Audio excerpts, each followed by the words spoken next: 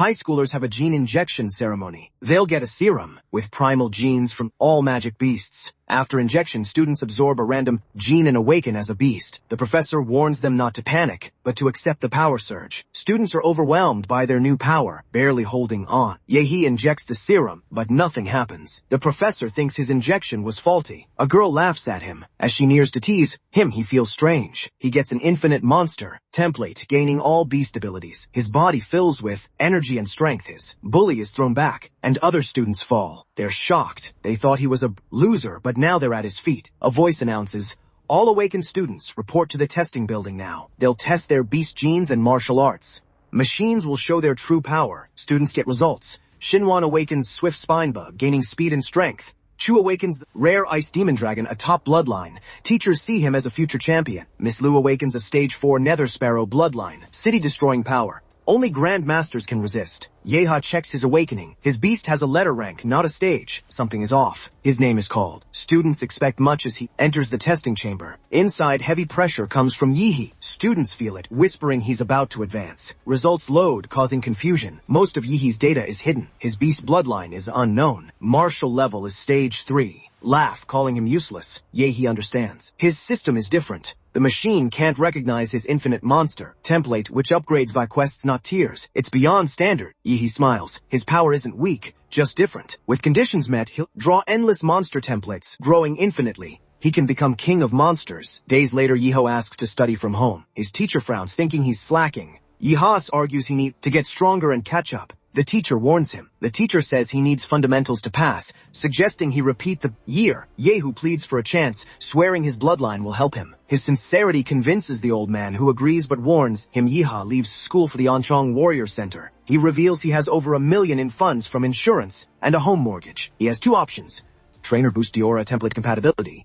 He notices Diora has 3 compatibility points, 2 more than normal. This detail catches his eye. He concludes the gene serum boosted his template, giving him 2 extra compatibility points. This changes everything. Serums might be better than training for template compatibility. This path is faster and better for his infinite template. Realizing this, Yehi enters the facility to buy a serum. He scans his ID and enters. Something catches his eye as he walks in. The room is full of strong people, each with a dark aura from their fused beasts. These awakened warriors have unlocked their bloodlines. Since awakening the Demora template, he has a life magnetic field. It lets him sense living beings and energy. He feels the heat and pressure from nearby warriors. His blood boils. Demora is king of beasts, giving him a hunger to conquer. Though weak, he can't ignore this instinct. He plans to rise above all, showing the world the king of beasts' power. Someone taps his shoulder, startling him. A stylish woman tells him not to stare. Ho apologizes. She says new awakeners often... He asks for gene medicine. She says it works but is expensive. The body resists it over time, making it less useful. She advises using it only when training stops working. Yeha asks the cost. She says beginner potions are 400,000 yen each for him. That price shocks him. He can't afford 5 doses, even with all his money. He asks for ride, gives him a card. She says he can get a discount using her name. Aho thanks her, grinning. She smiles, wishing him luck. Someone watches Yehi silently from nearby, blue eyes fixed on him. He first collects his money, then visits the warrior's weapon shop. All weapons are very expensive, but he has no choice. After spending all day, he injects himself with the serum. His stats spike as the serum takes effect. Values climb rapidly. The mutation pushes his body to its limit. Muscles burn. He finally levels up, feeling joy. Now believes he can ace the college exam. Even with this power, it means nothing if he can't beat true geniuses. To rank up, he targets secret realms. They range from E-class to S-class. Danger. S-class realms hold beasts that could destroy the world if they escaped. Today Yu arrives at Onsheng number 3, an E-class realm for rookies. He goes to the counter, books entry, and signs the death waiver. Moments later, he stands before the glowing portal, focused on his goal. He will become the king of beasts. He charges into the rift, diving into the pulsing energy. On the other side, Yehi lands like a hero. The realm stretches endlessly, across Kanglin, Anwei, and Tyne stars. He'd read about such places, but seeing it is breathtaking. As he admires the view, a red creature watches him. It's a Bladefang rabbit, low in the grass. When it lunges, Ye grabs it mid-air, slamming it down. He sensed it with his life magnetic field, Demora's ability. He crushes the beast. He checks the rabbit's magic core, valuing it at 1,000 W. A few seconds of work earns more than some make in a week, but he knows low-level cores won't be enough. Timing to hunt stronger prey. A huge second-rank demon corpse bug appears. This is what he came for. He grips his blade ready. He remembers the monster's weak point. From the encyclopedia, its soft abdomen. The bug fires an energy blast, gathers his strength, charging martial energy. He launches a full-power hyper beam at the monster. Before the dust clears, another beast appears. It fires spinning purple blasts. Aho sees its mandibles are for deadly ranged attacks. A projectile hits him, sending him crashing back. He grits his teeth, annoyed by the damage and ruined outfit. His martial skills aren't enough for this beast. Blames his body's weak foundation for holding him back. With no choice, he activates the Mad Flame Demora bloodline, Emperor Demon. His body ignites with energy. His strength jumps from 15 to 21. Power surges through him. The demon bug roars, ready to charge. The monster lunges with wide jaws, Yehad's low claws glowing, diving at his enemy. He strikes with beastly force, finishing the second-tier demon corpse bug in one move. Still radiating heat, Yehad checks the damage. The venom corrodes his weapon. He mutters that the sword is a scam. Annoyed by its weakness, he suddenly felt a pang of hunger. 121, he smelled something good.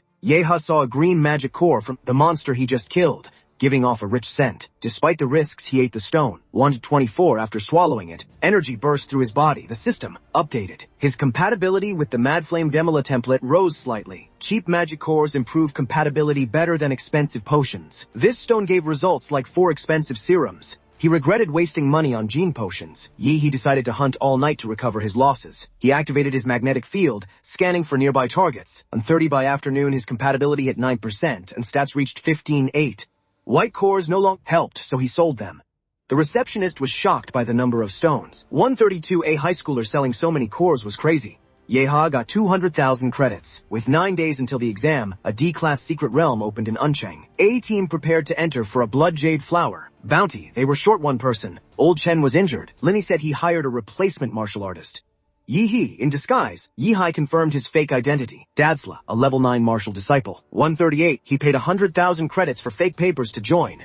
The others were confused by his name. Yi-Ha said it was a safe version. Lin-He warned him not to hold them back due to his low level, but let him come if he stayed quiet. 140, he was ready to follow orders. The group drove through the shimmering portal into the secret realm, aiming for the Blood Jade Flower. They headed to an oasis for the Blood Jade Flower, guarded by a powerful Tier 2 monster. Yeha scanned the area. Unlike the last rainforest, this realm was a vast desert. Suddenly, earth demon rats burst from the sand and chased them. 145 and 46, the captain yelled for Hood. Hood readied his blades. As rats neared, Hood used his bladed weapons, slicing through them precisely. Rats were shredded, turning to dust as the vehicle sped through the desert. Hood confirmed the threat was gone. Hia watched, noting Hood's efficient, brutal style. 150, 151, the desert stretched under glowing planets. A green oasis marked the flower's spot. The team walked under the hot sky. A wondered why they didn't drive, Lin-He explained. Engine noise would attract monsters. They had to be quiet. They assigned roles. Xiaoa, stun Hood, traps. Old Lu, cover fire. Lin-He, frontline. Yi was told to stay back and watch. He quietly agreed. 155, 156, 157, they began their plan, the stun. Grenade released pheromones, drawing monsters. A powerful tear. 2 earth dragon roared from the smoke. Lin-He slammed a sword slash into its body. The beast crashed, headless. The team cheered for Lin-He. 160. With that done, he moved forward suddenly. The earth dragon's claw struck from above. Before disaster, he leaped into action. He struck fast, landing a heavy energy punch on the beast. The impact shook the ground. The others were amazed. A novice martial artist had downed a Tier 2 monster with 1 hit. 165, they celebrated and praised him, but he brushed it off. Lin-He held up the dragon's core, confirming their win. The team gathered, amazed by the red soul essence from the beast. The captain was glad they beat the dragon and got its blood. Before anyone could react, a blade pierced the captain's back. 100 Revan 71, Hood betrayed them. The team froze. Lin-He in pain drew a sword, asking why Hood turned. Then a huge bald man stepped forward, wearing a skull belt and fur collar. Yi and his team knew it was Hung, the dungeon thief who stole from martial artists. Lin-He stumbled, poisoned by the blade. He growled, asking how the bald man knew the dungeon's location. He realized the truth. Hood's blades had hidden info, planted earlier to kill the hounds. Hood smirked at his cunning, telling him to stop risking his life and go back to school. But he didn't flinch, saying he'd get first place in the exam. The enemy throws poisoned daggers. My guy catch them, burning them with his blue aura. Hoping's interest in our boy grew. Hood throws many daggers. Yeehaw counters with fiery energy, showing his full strength. Hood vanishes, appearing behind our boy to use Mountain Splitter. Yeehaw fires a lightning bolt, striking Hood's heart. Captain Lenny and others are stunned. Seeing the enemy defeated in one hit, the novice beat Hood in one hit. As enemy falls, Huang shakes, asking about Yiha's powerful family. He knows the Jin technique. Yiha calmly says he's from the Dendra clan, mocking Huang's fear. The enemy roars, shedding his human form. He transforms, becoming the terrifying black bear. His body swells into a... Using Peak Shaker, he charges. Yiha strikes his legs. The beast swings back, its paw hitting the ground, sending debris flying. My guy decides to end it. He channels all power into one strike, mountain-crushing fist. He unleashes many blows, defeating the enemy. His teammates watch, stunned by what they saw. The novice defeated a powerful foe. The injured enemy curses Yiha's technique, vowing revenge. Yiha silences him with a blazing blue fist. The scene shifts to An City's Central Stadium, where a big martial arts tournament begins. Cheers, flags, and lights fill the stadium. This year's exam is a knockout tournament. Students are paired. 3 wins in auditions qualify them for finals. The highest score awaits. The announcer tells the crowd these students fight for humanity's future, not just ambition. Higher exams begin.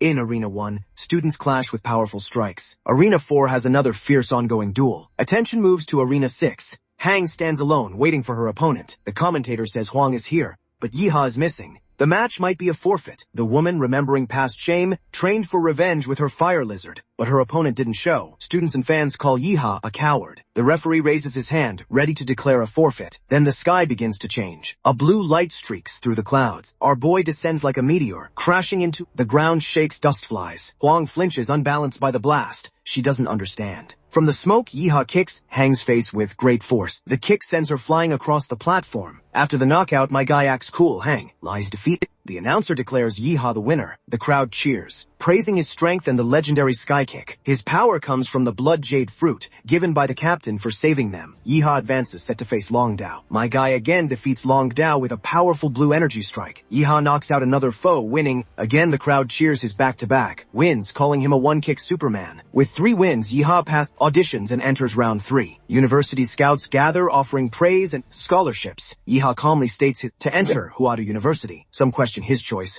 warning him not to be too confident. Huadu is a top university, hard to enter, but my guy aims to prove them wrong and win first place. Soon, officials ask him to reevaluate his martial arts level. Everyone is shocked. Yeha's level jumped from 3rd to 9th in half a month. He claims he trained in a dangerous secret realm, inspired by his father's last words. The crowd is stunned. News spreads Yihi broke his genetic lock. Officials leave to report. Yi doesn't like the attention. 245. Other students have family support, but Yihi stands alone. He realizes no one is there for him. 246. No family, no friends. He feels alone. But his teacher watches and cheers. Yiha enters the arena confidently for his next match. His opponent is Luo, a strong fighter from an elite family. 251 mocks Yihi, but he stays calm. His strength, not words, decides the fight. 253, 254, 255, 256, 257. Luo starts the match, using his bloodline and dashing lightning claw. Attacks Yiho's face. Yiho just raises a hand, stops the attack, and twists Luo's arm, crushing it. Luo cries out. Yiho lifts him, slams him to the ground, destroying the floor. The announcer declares Yihi the winner again. Even the host is shocked. Luo was a top seed but landed no hit. Online fans are thrilled. They praise Yihi's calm and strength, calling him a master. The crowd cheers for one kickman, calling him a sure finalist. Luo is carried off. A new rival watches from across the arena. He watches Yiho, admiring him, and vows to face him in the final. Huadu University's admissions office notices and orders an investigation into Yihi. 206 continue.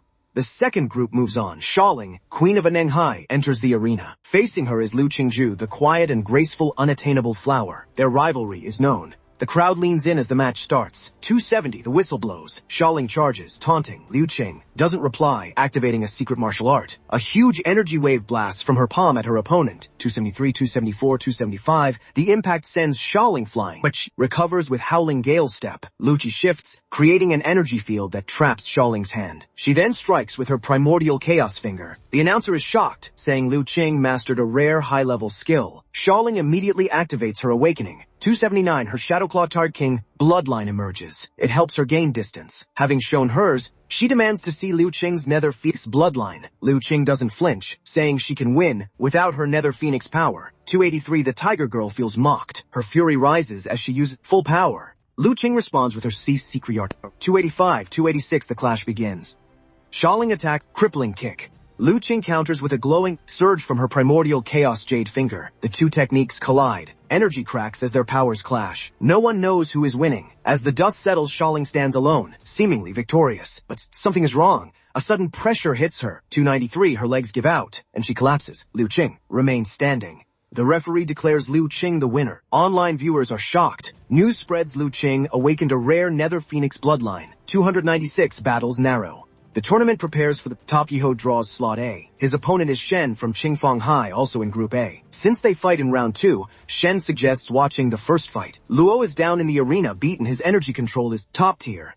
Yeho watches, realizing the winner is his schoolmate, Chuzhou. The principal is furious. Their rep lost the first match. Yeho asks Shen how he compares to Luo. Shen, the martial arts club president, confidently says two teammates can't beat him. He admits our guy is his only real threat in the entrance exam. He calls Yeho a sleeping volcano hiding a beast. No time to talk. Shen signals it's their turn. The second match begins. Yeho faces Shen. The announcer starts the round. They clash, powers surging equally. Spectators watch the explosive fight in silence. Our guy isn't holding back. He made his opponent's nose bleed. Shen gets serious, forming an energy shield. Yeho stays focused, ready for Shen's power. His opponent uses his clan's dragon art, summoning a blazing beast. The creature roars as Shen attacks. Our guy has no time to react, struck midair by a powerful blow. He coughs blood, pushed back by the force. The impact shakes the arena. His opponent grabs Yihi, starting a brutal assault. After the brutal attack, his opponent enjoys himself. Medics rush the stage, fearing the worst after Shen's attack. Then the air changes, something stirs on the field. A huge blue energy wave bursts from Yihi, shaking the arena. Our guy transforms into a monster covered in lightning and scales. His bloodline change is complete. The commentator is shocked. A full beast transformation in a student is rare. The transformed fighter steps forward, full of power. An elder examiner watches, noticing Yihi's core energy skyrocketing. A barrier activates instantly, containing the core radiation from his body. Spectators love it. Yeha's bloodline awakening is unlike anything they've seen. Our guy smirks in beast form, knowing no one understands what he is. Shen bleeds again. Yehi's energy pressure so transforms. His beast form appears, glowing with golden energy that scorches the air. Both charge their ultimate martial arts. Our guy strikes first, destroying his opponent's hand in the blast. The winner is clear. Our guy wants his opponent to know it. Shen senses Yihi's strength is out of control after his awakening. Our guy dives in, hitting Shen with rapid strikes without pause. Both fight on, Shen trying his best to win. But he soon learns he has no chance against this beast. Before Yihi can finish, Shen forfeits. Yeha is disappointed the match ended so fast. Yeha is officially declared the winner. Online responses are instant. Fans joke our boy barely tried and his foe quit like a dog. Battle clips flood platforms. Social media explodes with praise. Meanwhile, the principal rages over Shen's surrender. He threatens to cut support unless Shen repays debts, but Shen silences him with a gesture. He grips his shoulder, saying he quit to avoid lasting harm. He warns threats won't control strength. The principal stays silent, then agrees, shaken by the threat. The top 4 finalists are announced. Yihi's school takes 3 spots. Their principal is thrilled, planning to promote Yihi's teacher. Meanwhile, Yeho draws his match assignment. Group A again. Across from him, a strong girl draws the same. The semi-final is set. Yeha versus Liu Qing. Excitement fills the arena. Fans chant for the most intense battle. Liu Qing has intensifying powers, easily crushing a top bloodline user, showing her overwhelming strength. Fans also revere Yihi's Thunderbeast powers. In the semi-final, both step forward. The referee starts the match. Our guy starts the fight. Seeing his power, Liu Qing stays calm. She hopes he's strong enough to push her limits. The commentator can't see anything through the dust. He struggles to describe the action. Our boy realizes she's not just powerful. Her battle instincts and intelligence are superior. Knowing the risk of a long fight, he acts first. His body blazes with energy as he charges, attacking Liu Qing. Surrounds herself with energy, ready to counter as he nears. At the last moment, he spins into a sweeping strike to surprise her. She blocks instantly, but the move surprised her. Our guy leaps again, punching directly at Liu Qing. Our guy overwhelms her, giving no chance to strike back. After this, she activates her bloodline, awakening Netherbird's force. Her eyes glow as she warns Yihi she might lose control. Yihi isn't bothered. He wanted this. He says he used only half his power until now and is ready to fight. Seriously, Liu Qing dives at him, striking, power surging encounters with explosive force. Their blows collide, sending a shockwave across the arena. The audience shields their eyes as the blast expands. Meanwhile, the girl is shocked by the overwhelming force around our boy. After preparing, Yi unleashes a concentrated energy beam from his mouth, cutting across the arena. Liu Qing stands to counter it. When the beam strikes, she redirects it with her enchanted feather. The energy scatters, some heads for spectators, but a barrier absorbs it. It was An City's mayor Huang Qing who made the barrier. After this battle, he declares An City's strongest guardian is born today. On the battlefield, blood drips. It's Qing she stands but is damaged. She now knows she can't win. Yi's attack broke her best defense. Her childhood pressure returns. Memories of her struggle surface. Strict expectations and her family's legacy weigh on her. Her ancestors placed all their hopes on her. Her mother's cold voice echoed. Victory was her only choice. It was her only path. Yiho stood, clearly undefeated. Liu Qing hated losing. Charged using her last strength. He stopped her attack mid-air. He charged his fist, slamming her down, pushing her limits. Liu Qing broke his hits, tearing her resistance. Her hidden energy surged. Transformed, wings flaring with lightning, and purple flame. You watched. Unleashing his own power. He used his strongest body move, mixing martial and elemental energy. He then leaped at her with his move. Their clash began. They looked like two powerful gods fighting. Their hits were so fast, I couldn't follow the fight. The announcer panicked. Neither fighter could control their power. Her attack neared him, used a hidden genetic move. A huge golden wall rose from the floor to protect him. The enemy's energy hit the wall. It struggled, then broke. Spectators stared, shocked. Some feared the arena would collapse if the mayor didn't act. The man tensed, his eyes tracked the barrier's damage. Yi and Liu Qing's power instantly broke it. In the arena, blood ran down Lu Ying's hand as she stood. Every move brought pain, but she knelt, refusing. Yiho stepped to face her. Liu Qing stared, shocked her best attack. Did nothing. Yiho warned her of radiation damage. Her body trembled. She cried, asking. Yiho calmly met her gaze. He admired her fighting spirit and resolve. She admitted her only thought was to win. Her desire to fight went beyond just victory. She was enjoying it. He helped her recover, giving her some mana. He said she thought too much, causing her loss. He wants to fight her again when she's at her best. The battle ended. The announcer declared his win in the first semi-final. Soon after, Chu won easily, moving to the final. The Anshanghai final began. Tension filled the arena. As Yan Chu off, watched by many, Chu drew his glowing sword. Yiho smirked, unworried. Chu charged with a spinning /7 blade clones. Yihi gathered energy, ready to counter. His explosive fist hit the sword, sending shards everywhere. The punch was heavy. Chu noted Yihi's brute force, attacking every clone instead of the real sword. Chu knew his defenses wouldn't work. Despite this, he tried a new plan. Close combat was out. Attack from afar and tire his foe. Energy built fast. He summoned a giant dragon of pure power. The dragon roared, charging Yihi. Chu used his bloodline, releasing an ice pulse. Freezing energy flooded the field. Ice spikes erupted, forming a huge ice mountain that trapped Yehe. Chu sweated. His power was draining him. The ice melted. Golden and blue light burst out. A shockwave hit as Yihi broke free. Tear the mountain apart. His first try failed. Chu braced to launch another ice attack at him. Before he could hit, made the attack useless. Chu, still breathless, asked his chances to win. Yiho smiled, saying his odds were like a stray cat's. Chu, like any sane person, raises his hand and surrenders. The final result is in. Yihi wins the Ankh High School final battle. Cheers fill the stadium as Yihi's fans celebrate his win. Standing on stage, he feels the crowd's energy. His name echoes everywhere. City screens show his face, broadcasting his live win. His popularity soars. People call him Ansheng's strongest champion ever. 493, the host declares Yiha the champion. After 3 days of battles, the title is his. A reporter asks about his rise. Yiho thanks his teacher for support. The principal calls out from the stage edge, showing his thanks. He offers Yihi a $2 million scholarship for his achievement. Yifa accepts at once, thanking the school and principal. Proudly, he also credits his own hard work for the win. Soon, a new alert flashes. Yiho unlocked a hidden system reward for winning. 500 later, he walks down the quiet hall. Outside, a crowd explodes. Reporters, students, and cameras rush him with lights and questions. 502. Students push for with odd images and questions. Surprised Yihi bolts through the doors, shouting he has no time. 504. He slips into the gym, losing the crowd. Breathing easier, he's excited he can earn more template abilities, not just one. Before he can think, a man steps from shadows, congratulating his win. Yihi thinks he's a reporter, but the man says he's not from the media. He introduces himself from Huadu University, here to discuss genetic locking. 500 Get is alarmed. He gained power from monster templates, not genetic locking systems. 511, the man asks if Yihi learned this from his taxi driver. Father Yiha confirms, but the man shows documents that don't match. There's more to this story. Something hidden. 514, he hands Yihi an envelope about his unique case. Yiha opens it and freezes at the contents. Inside is an image of Prometheus. Documents link it to a secret national biotech project, never public. Yihi understands. They think his father was a Prometheus project scientist, and Yihi is the result. The man confirms Yihi is a high-level national subject. He's recognized nationally and protected by the state. The state means no harm.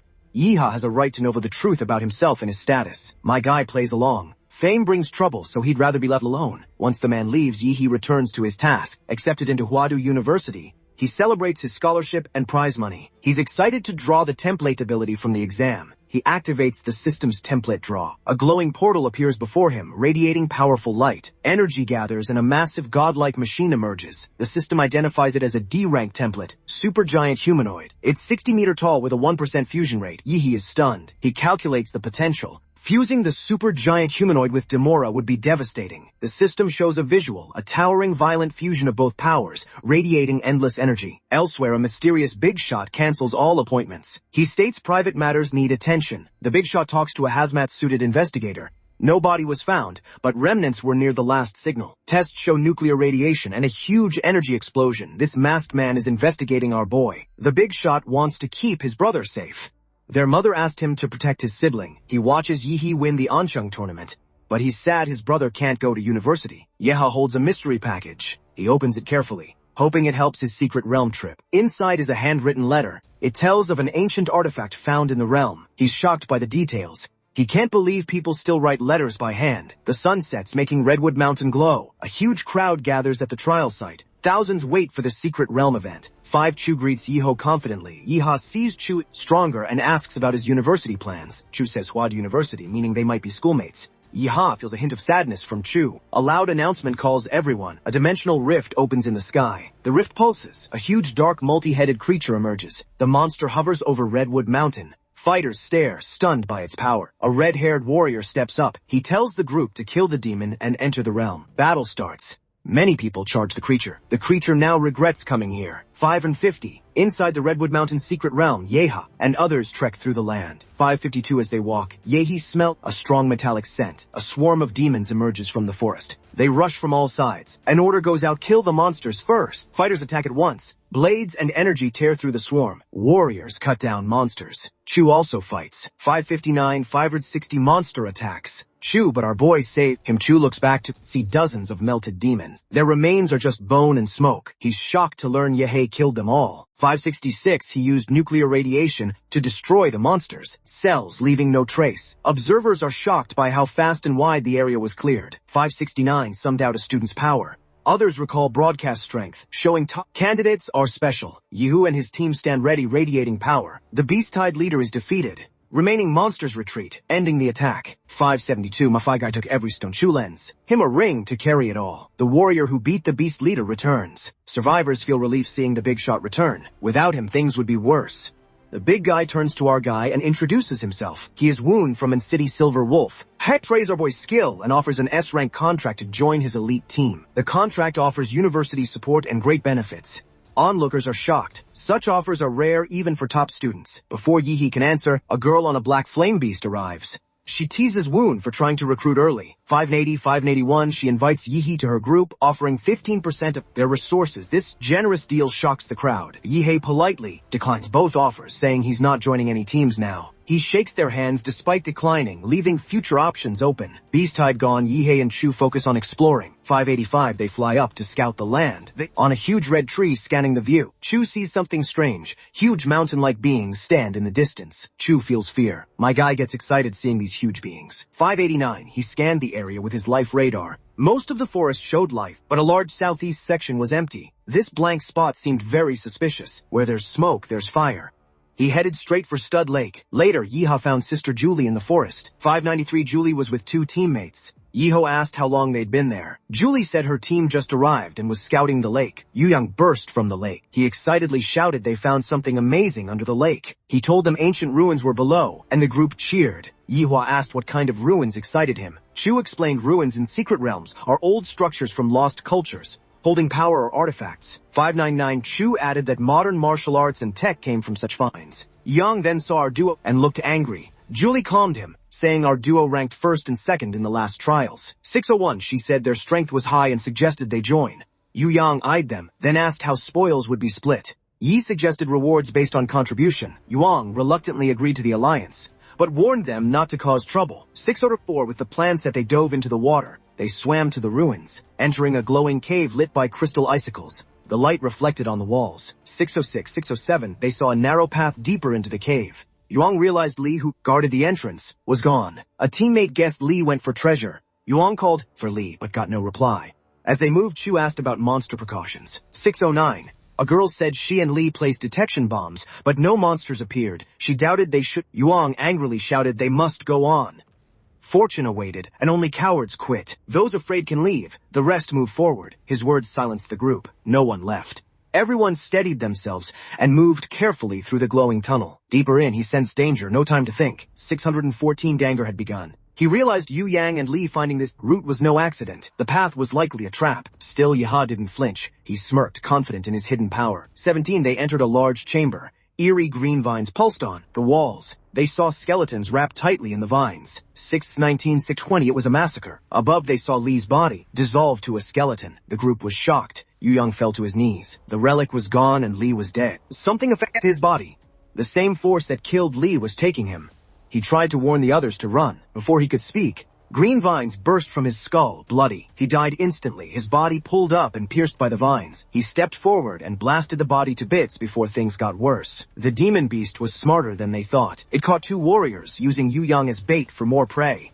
They realized too late they walked into a trap. The cave shook as huge sealed the entrance. The beast didn't want them to escape. Chu explained to the confused lady that the enemy was a second-stage ghost vine demon. Its power and tricks were beyond normal threats. Julie's eyes widened. They couldn't face a king-level beast, but he wasn't bothered. He didn't care about its rank. He only wanted to smash the monster. The ground shook as his first strike launched. Then another force entered. A powerful man charged, fierce and commanding. He noticed the huge man. It was the same one who investigated him. He extracted Yiha by radiation left in the mountains. He followed Yiha into the cave, unseen through walls and tunnels. He was here to finish what started long ago. The one who escaped their ambush was finally caught.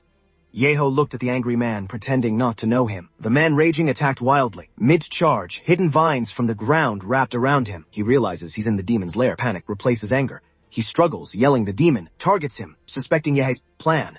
Yahello reminds him the vines absorb energy and rage. The man unleashes a huge energy blast. Julie sees cracks spreading on the cavern walls from the pressure. The structure collapses from their power. She yells for others to leave before the cave falls. Yahello fires a spiraling blast into the ceiling. The explosion rips through rock, sending debris down. In the chaos, Yaha tells Yuli and others to escape while he fights the monster. The fiery attacker roars, determined to stop him. As the enemy charges, ice energy bursts across the field. Chu steps forward, sword firm, blocking the enemy. The attacker scoffs, mocking their defense, stating his 8th stage martial artist rank. But he ignores the titles. With a lightning-charged fist he strikes, a fierce blow lands, an atomic explosive fist. A blue light explosion rattles the ground. After the hit, Yehi tells Chu to retreat, noting the rank difference. The opponent is strong. Yi plans to fight alone. He steps forward, telling others to leave it to him. Later, everyone, including Chu, gets out of the lake. As Chu, a huge, blue energy burst from the lake. Massive mutant creature emerges from the blast. I don't care what it is. But that arrogant guy is cooked. Later, Yeha reappears in human form. He leaps from the lake as teammates rush to him. Sitting down, he reveals the intruder had a plasma bomb. Both the guy and the monster died in the explosion.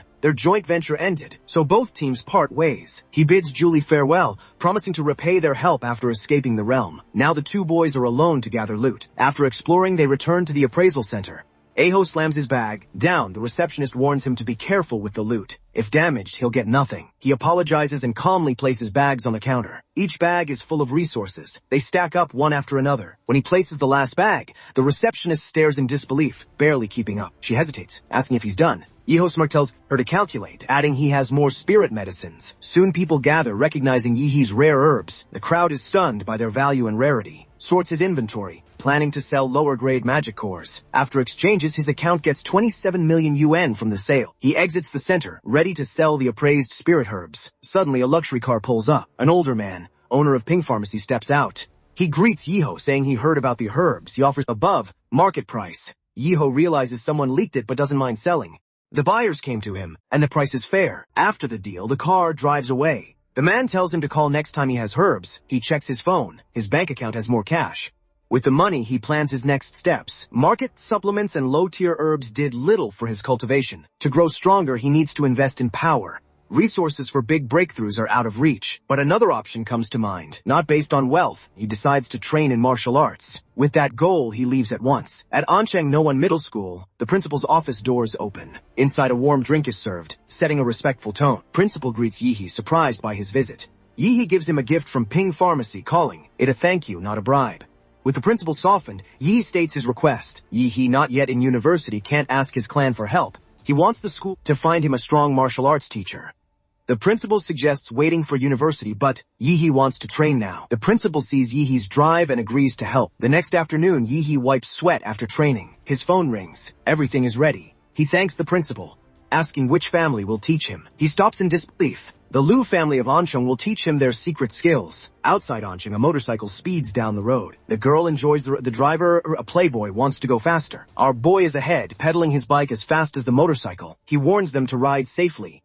The biker feels shamed when he sees someone faster than him. The reckless driver goes all out to prove himself. He speeds up too much, leaving his opponent behind. Before the driver can feel proud, our guy uses his powers and zips past him faster than any bike. They stare in disbelief, unable to grasp what happened. Moments later, Yi reaches the Liu family estate gates. He takes in the grand, towering building. His radar shows many powerful people live here. A girl appears at the estate entrance. Liu Qing smiles but stiffens. He tries to tease her. She turns and starts walking. Inside the mansion, Liu Qing announces Yi's arrival. Her mother comes down the stairs to greet him. She is beautiful, but her presence commands silence. She introduces herself as Qin Lan, the Liu family matriarch, welcoming Yi. The scene cuts to the past. After the college exam, Liu Qing steps nervously before her mother. Her mother softly tells her not to worry. Screen shows Yi's exam. She watches, praising her daughter's great performance, despite losing. She then mentions her younger brother. Her mother reminds her that her son lacks talent, making Liu Qing the only heir. She praises her daughter's worth, intelligence, beauty, and strength, calling her their last hope. The Liu family is in a bad spot. Her father is dead, and their future depends on strong alliances. She suggests marrying her daughter to our boy. Yi's strength, talent, and bloodline make him perfect. He's a rising star, worthy of the Liu family. She asks her daughter to spend time with him and see his potential. Now at the Liu residence, Yi bows and gives a gift. Liu Qing's mother greets him warmly. She says the principal told her Yi wants to learn advanced martial arts. She confirms the plan and tells Liu Qing to guide him. Yi gets 1 day to train in the Liu family's martial arts pavilion. She explains the pavilion holds 3 powerful techniques. His talent decides if he learns them. Yi bows, thanking the whole Liu family, not just her. The gesture is noticed. Liu's mother sees his tact and calm nature. The girl watches, puzzled by her mother's new interest in Yi. Without a word, she leads him through a long underground hall to the martial pavilion. As they walk, Yi teases her to lighten the mood. Liu Qing denies, flustered. He leans too close, and she reacts with annoyance and shame. Her embarrassment is clear. She can't forget he'll be her husband. They reach a huge sealed gate made of rare, strong material for martial arts. Yi studies it, asking if he can hit it. Liu Qing looks at him, unsure why he'd ask or why he isn't impressed. Without waiting, Yi throws a glowing blue punch of martial energy. Liu Qing stiffens as he strikes. The force brings back. Bad memory hits again with another blue energy wave. The impact ripples the air, but the stone doesn't crack. Liu Qing quietly laughs at his failure. The guy is confused, feeling his energy vanish. She leads him deeper into the scroll library, towards the secret vault of techniques. He can pick any technique and unlock it with his ID card. She warns him that mastering a deep technique in 1 day is rare, suggesting he starts simple. Aho teases her, making her flustered. She enters the code, opening the secure vault holding the techniques. The chamber opens, revealing small vaults with techniques. She explains Xuanhuang martial arts need him to feel his inner rhythm. If he can't feel it, he can't learn it. Xuanhuang arts are alive. The art chooses the martial artist, not the other way around. Later, Yiho sits under a glowing statue. He must absorb the statue's light. Earlier, the girl explained Xuanhuang arts aren't in scrolls. They're in objects like statues, holding martial rhyme. A true master can forge intent into matter. What happens next is up to him. Back to him. He stands, then lies flat on the floor. Liu Qing watches from a monitor, unimpressed by his antics. Inside, he realizes this martial rhyme is a spirit world. No powers here. The system confirms he entered a spirit world. The statue comes alive, telling him only strong wills master martial power. It demands proof. Strength, resolve, courage. To prove himself, Yi must guard the temple from hundreds of night ghosts. Falling water drops signal the trial's start. Red demonic ghosts swarm as they leap. Yehe channels power, charging with his blade. He slaughters ghosts left and right, easily. The statue watches silently, mocking the weak generation. And fallen martial arts, he keeps working. A ghost attacks him, but nothing happens. Even the statue must admit what it sees. Ghosts can't harm him. His system protects him from these spirits. In minutes, he massacres all ghosts with golden energy, shocking the statue. Next, he must dive into the well. The well holds more than light. It has the old master's life essence, pure martial energy. Inside is a forbidden technique, devil in the flesh. If he endures, he might absorb the technique. Yehi dives in. The observer tenses. No one has entered so boldly before. Inside the well, Yehi's mind enters a spirit world. He faces a fierce beast. The trials form. Blood boils, muscles seize, bones convulse from the technique. In the control room, Liu Qing and her mother watch, silently. The girl is confused by what's happening to him. Her mother seems to understand. Liu Qing's grandfather found the third, deepest Xuan Huang technique late in life. No one in the family mastered it. It needed huge pain, and no one, not even her grandfather, was brave enough. If Yi chose this technique, his will is beyond normal. He must be ready for its cost. Then he wakes up, yawning and stretching like after a casual walk. He survived the trial, against all odds. He turns to the statue, thanking the elder and the ancestors who made the technique. His base stats are the same, but mastering the technique doubled his combat power. Moments later, Liu Qing and her mother enter. Still shocked, Liu Qing asks if he finished the technique. Yiho salutes, confirming his success. Her mother was speechless. The technique had beaten everyone for generations, but Yihi mastered it in under an hour. While Yu felt smug, Liu Qing watched him. She was a genius, but knew he was on another level. Yiha then faced the group, ready to show his power. Blue and red energy burst from him. His aura exploded, like a storm, turning his inner power into force. Liu Qing felt a dark presence in the energy, like trapped demons. Her mother was clearly impressed, praising Ye's strength. Liu Qing looked suggested he use his remaining vault time to study other techniques. The mother felt sad for her daughter. She didn't want them to marry, but was giving this boy family wealth for no clear reason. Yiha refused more training, saying the last technique was hard and he had other duties. The mother accepted, telling her daughter to take him home. She then mentioned a rumor about him arriving by bicycle. She offered her garage, letting him pick any top vehicle. Remembering the Hayabusa couple, Yi decided to take a heavy bike too. We see the Hayabusa owner walking, having lost his bike in an accident. He was Liu Qing's pathetic brother. A fancy motorcycle sped past the estate, kicking up dust. It was our boy. The young man froze, shocked to see it was the same person who raced on his bicycle. At his home, Yehi made a strange meal. A bowl of glowing spirit crystals sat on the table, arranged like a normal meal. He casually ate a glowing blue shard first. After eating the stone, his stats rose, but it wasn't enough. He put all points into the giant transformation template for max impact. Next, he picked up a golden demon core to eat. Energy exploded from him as he ate it. His system offered to mutate his template. He had to choose to proceed. He paused, weighing his choices. After deciding, hit confirm, hoping for a good outcome. After the process, he unlocked the star. Universe Demora template, the savage trace. Diora has a 2% chance. Evolve into it at 100% sync. He was happy with the news. To evolve, he needed to push the current template to 100%. Fast growth was the only way. A powerful shockwave hit outside, a clear sign of trouble. Outside Yehi's apartment, police cars swarmed. Armed officers locked down the area and moved civilians. Someone knocked on his door. Yeha knew the body's owner had no friends or deliveries, so something was wrong. He saw an intruder by the window, tall and deadly. Her plan was to hide an item and erase his memory. Since he saw her, the plan changed. He had to be dealt with. He showed no fear. He paused, then said, "She's already a dead woman." On the streets, officers fought a man named Joe. Joe tried to fight back despite everyone watching. Getting overconfident, he used the forbidden blood-burning technique. But he was humbled when our guy dropped from the air, fighting the woman. Her nanosuit was scorched black, showing our boy was fighting her hard. These two were partners.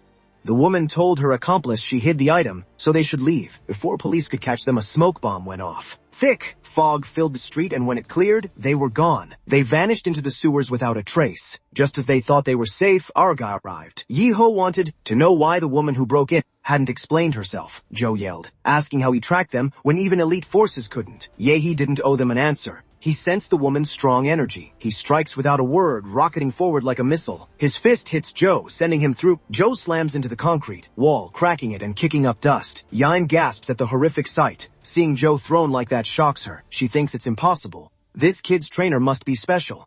Yeo says he's Emperor Guangla's student, a name she doesn't know. The knocked out guy gets serious, turning into a grotesque alien. As a 6th-tier martial artist, this guy is powerful. A powerful opponent makes our boy smile. The woman tries to surprise our boy from behind, but before she gets close, he fires an energy beam without looking. The blast breaks her invisibility, sending her flying. Seeing the woman knocked out, Joe throws a powerful punch. Their fists collide with a thunderous impact. The enemy's attack is very strong. He feels it. Suddenly our boy vanishes, confusing his opponent. He reappears in giant form, ready to crush his foe with a heavy blow. Yahello. When he punches, you can guess what happens to the guy. The woman watches in awe, regretting fighting our boy. This is too much for her. With no escape, she must fight, trying to wrap strings around the giant's head. These molecular threads from nano armor can cut through strong metals. When she tightens the threads, the giant's head vanishes. She thinks she won, but a huge energy beam strikes her, likely destroying her. Our guy approaches the injured, bloody foe. Knowing he'll die, the foe tries to take Yihi with him. Yao Yim hid the golden gene in his room. Now our boy has it, making him a target. Yihi's death is certain. Our guy kicks the foe's face, killing. He knows reinforcements are coming, and his actions won't go unnoticed. He returns home, texting Lu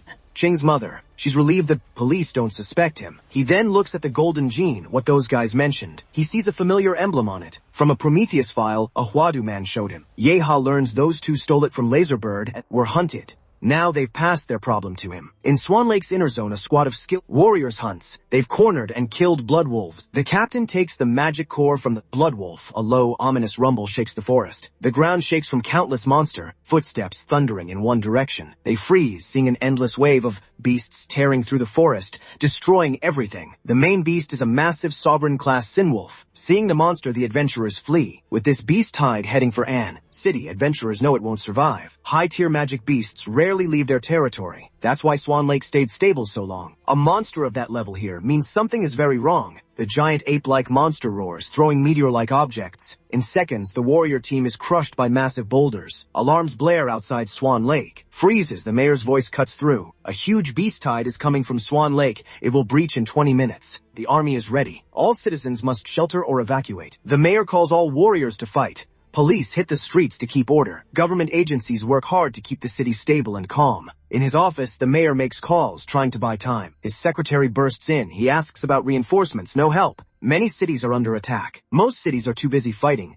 Others are locking down, building defenses. He asks about Huadu, hoping for a grandmaster. His voice shakes. No help from there either. An S-class realm opened near the capital. The city's battle has begun.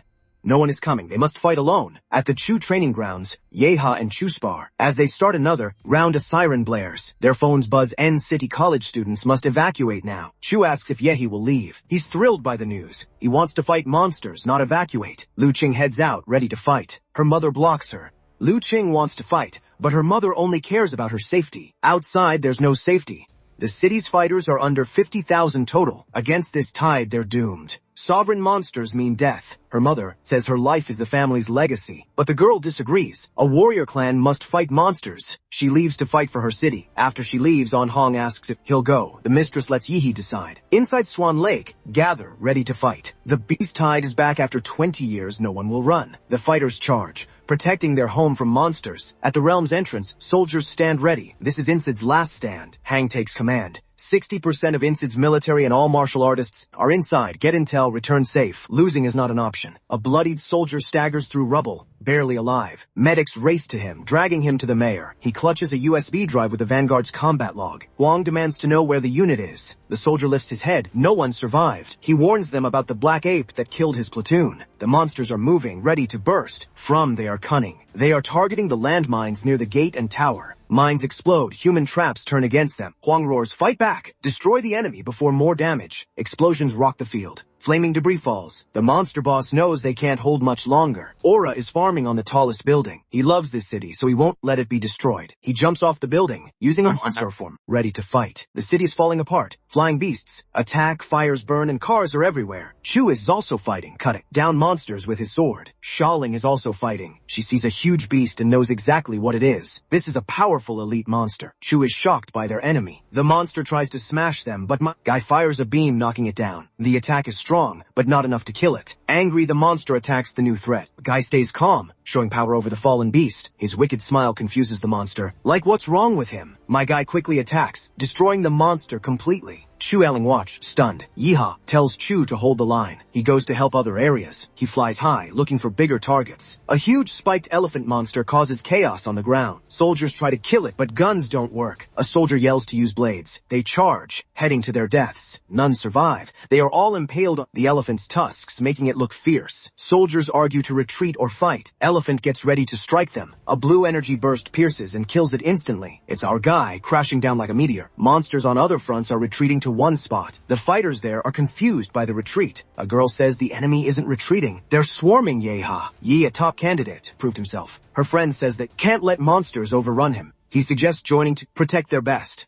The city's fighters face another challenge. A Lord-class beast appears targeting Yihei. They will protect the city's pride, no matter the cost. They believe they are humanity's saviors. As heroes, they must hold the back line, protecting the city from huge beasts. Mayor Hanging protects his people inside the city with his Earth Seal. He knows his seal won't stop all beasts. They must focus on sovereign beasts. A monster climbs the seal and jumps at him. He quickly burns the beast to a crisp. Another huge beast appears. A 4th-tier king python. This is the black ape's strongest mount. Its arrival means the ape is nervous. The beast uses its mountain-crushing hammer to bury its foe. Mayor Hongqing emerges unharmed. He knew his enemy used earth attacks. He strikes back with a powerful serpent surge. Beam, it hurts the beast, but doesn't defeat it. This attack enrages the beast even more. As the beast prepares, the mayor feels lucky to have intel on it. If he hadn't arrived, things would be much worse. If it reached the city, it would be harder to beat. The mayor furiously punches his foe.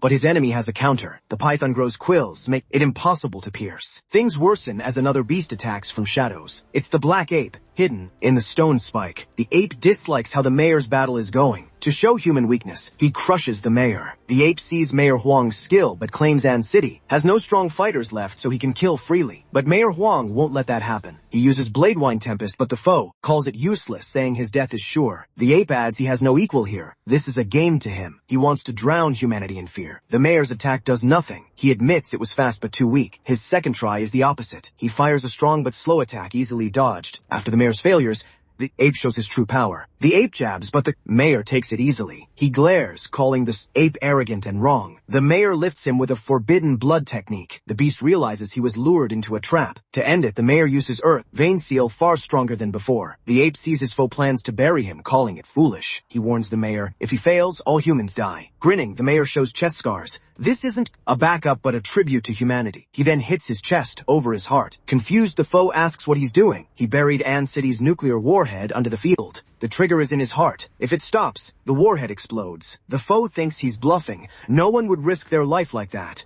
Mayor says as An City's leader, he won't quit. He promised to serve his people. His life flashes. He feels he's done enough. He closes his eyes, accepts death, stops his heart, and triggers the warhead. The massive blast is heard clearly by frontline fighters. Before the huge explosion, fighters got an evacuation signal. Seeing the battles end, they stand silent. The nuclear blast wiped out a huge part of the city. The mayor gave his all for this. But even destroying much of the city didn't kill the evil ape. The black ape regenerates, twisting into something more terrifying. He wasn't strong, but a human almost wiped him out. Angry, he planned to kill everyone in An City. But the mayor's fight weakened him. He returned to the Sin Domain, where beasts live, to heal and come back. As he left, Yihi appeared, asking where he was going. The black ape saw him as a great threat, a scary genius. He knew he was too late and called it a shame. Ready to fight and win, Ye fired a radiant energy blast. He was sure it would beat his foe, but his enemy came out of the smoke unharmed. Seeing this as a chance to kill him, the top scorer said if he'd escaped, he'd have lived through the mini-nuke.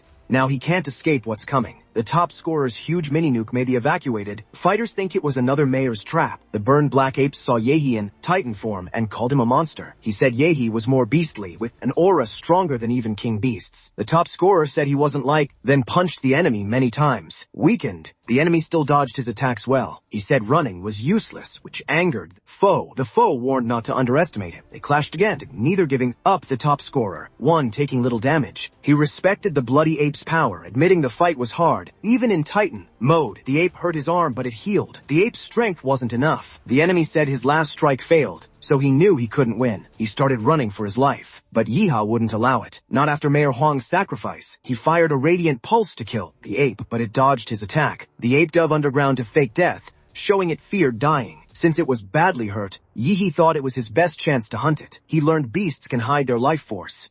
He thought if he'd found it sooner, Mayor Hang might be alive, but he was hurt, and stealth wouldn't save him.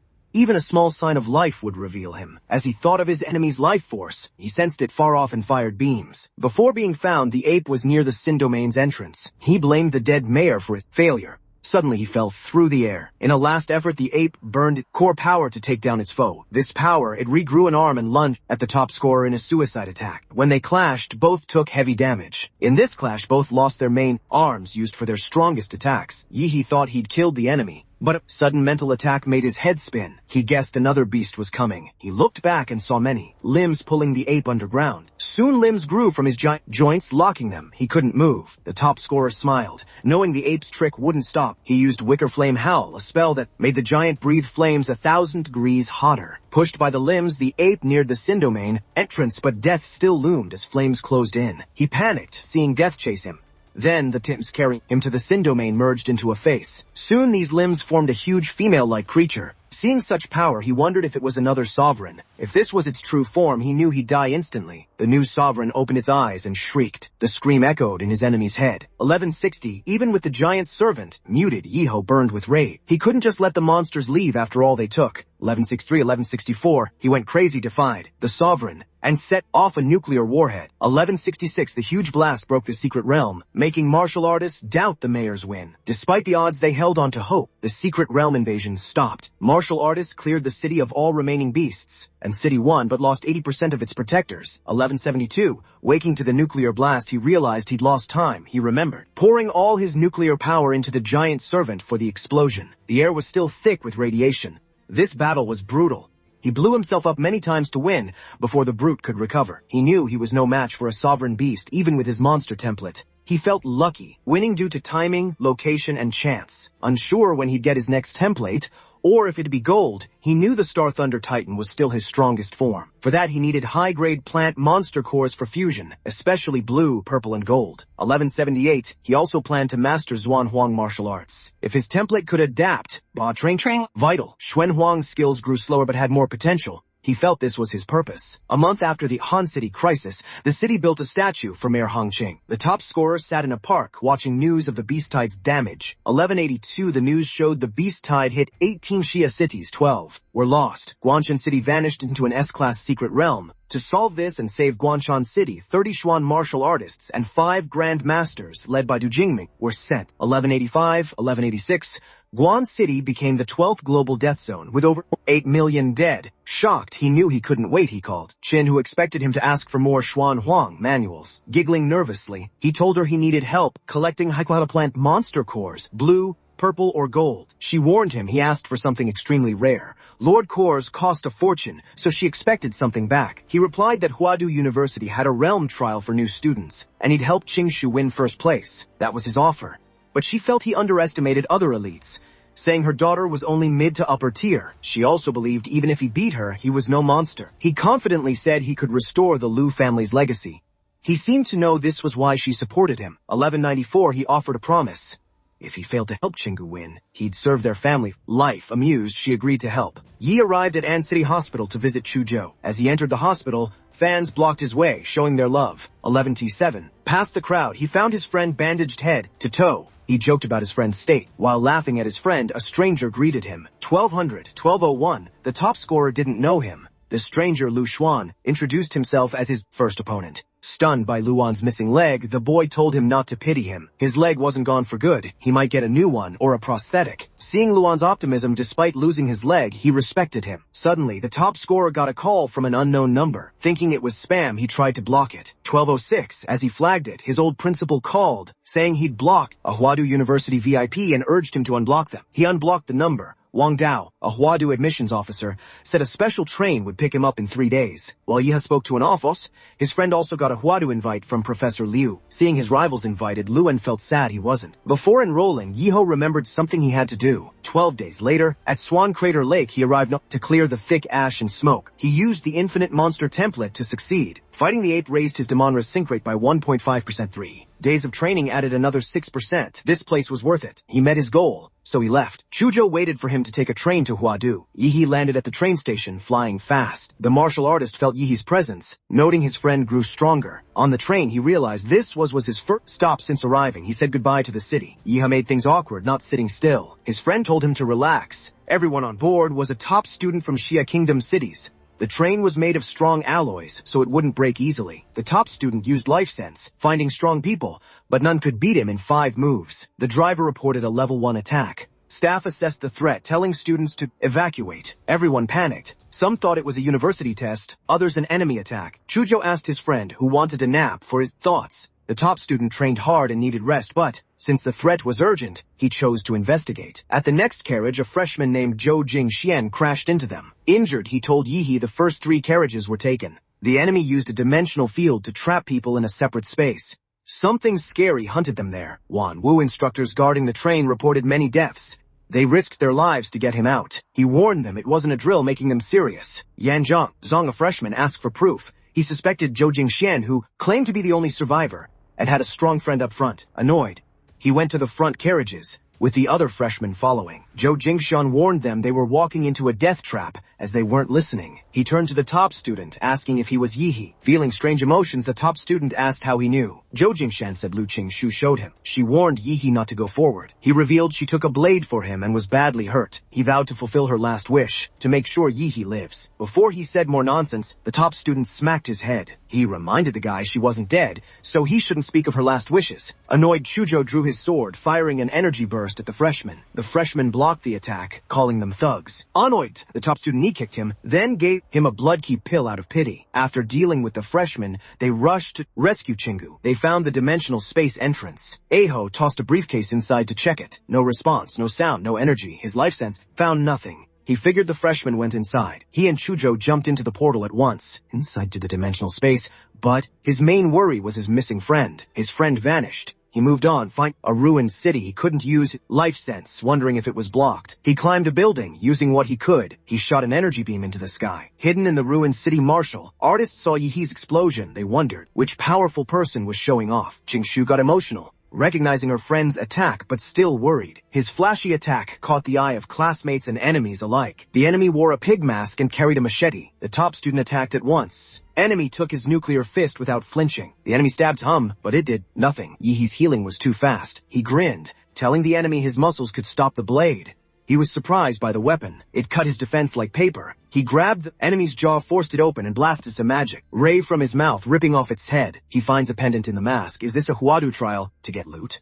The masked guy's weapon must be strong with ki. It was sharp until the chi faded. He found a pendant. He thinks he must hunt more pig-masked foes for their pendants. He thinks it's a battle royale, then an enemy ambushes him. He senses the enemy, but still gets hit. The weak attacks don't hurt him. He then unleashes his armored Zodiac unit to fight. He attacks the new threat, destroying a building with one shot. It happened fast. He didn't see the enemy's face and is curious. He gets closer and sees it's a Zodiac rabbit mask. Yiho tries to strike, but the enemy changes direction mid-air, finding an opening to hit. An ice wall shield appears, trapping the rabbit-masked foe. Chuzhou jumps, but the enemy dodges easily. The rabbit mask tries to counter with his spear, but ice magic overpowers him. As he's pushed back, Ye crushes him. Minutes earlier, survivors in the ruined city wonder if he's alive. They guess this because 10 of them couldn't harm the masked foes. A martial artist thinks the light beam blaster got into Huadu University by luck. She heard big names like Yanzhong Wang, Lan Yusi, and Shinchen are hunting the masked guys. It's hard to believe. She thinks this group will get top rank. They are strong.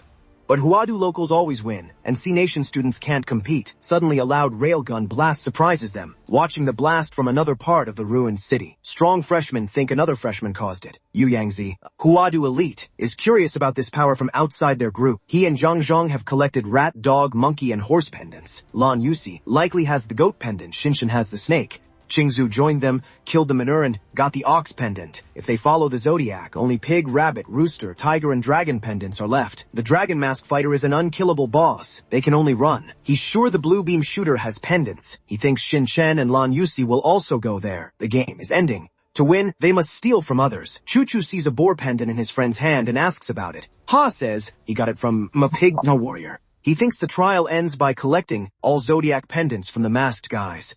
His friend agrees they must hunt them. The top scorer tells him about a masked enemy he met on a rooftop who escaped during the chaos. The enemy's arrow grazed him, so he can track him. Tracking the enemy, they find a battle site. Yiho thinks someone was there first. His friend confirms it. The burn marks are warm. As he checks, he senses someone nearby. He uses ice magic to reveal the enemy. Lan Yusi, the famous freshman, using stealth. Shin Chen from Lei Island helps Yuchi using his flame demon power to attack Chuzhou. The top scorer blocks the attack, saving his friend with a demon pendant strike. His gene art failed. He blames Juicy's weak stealth.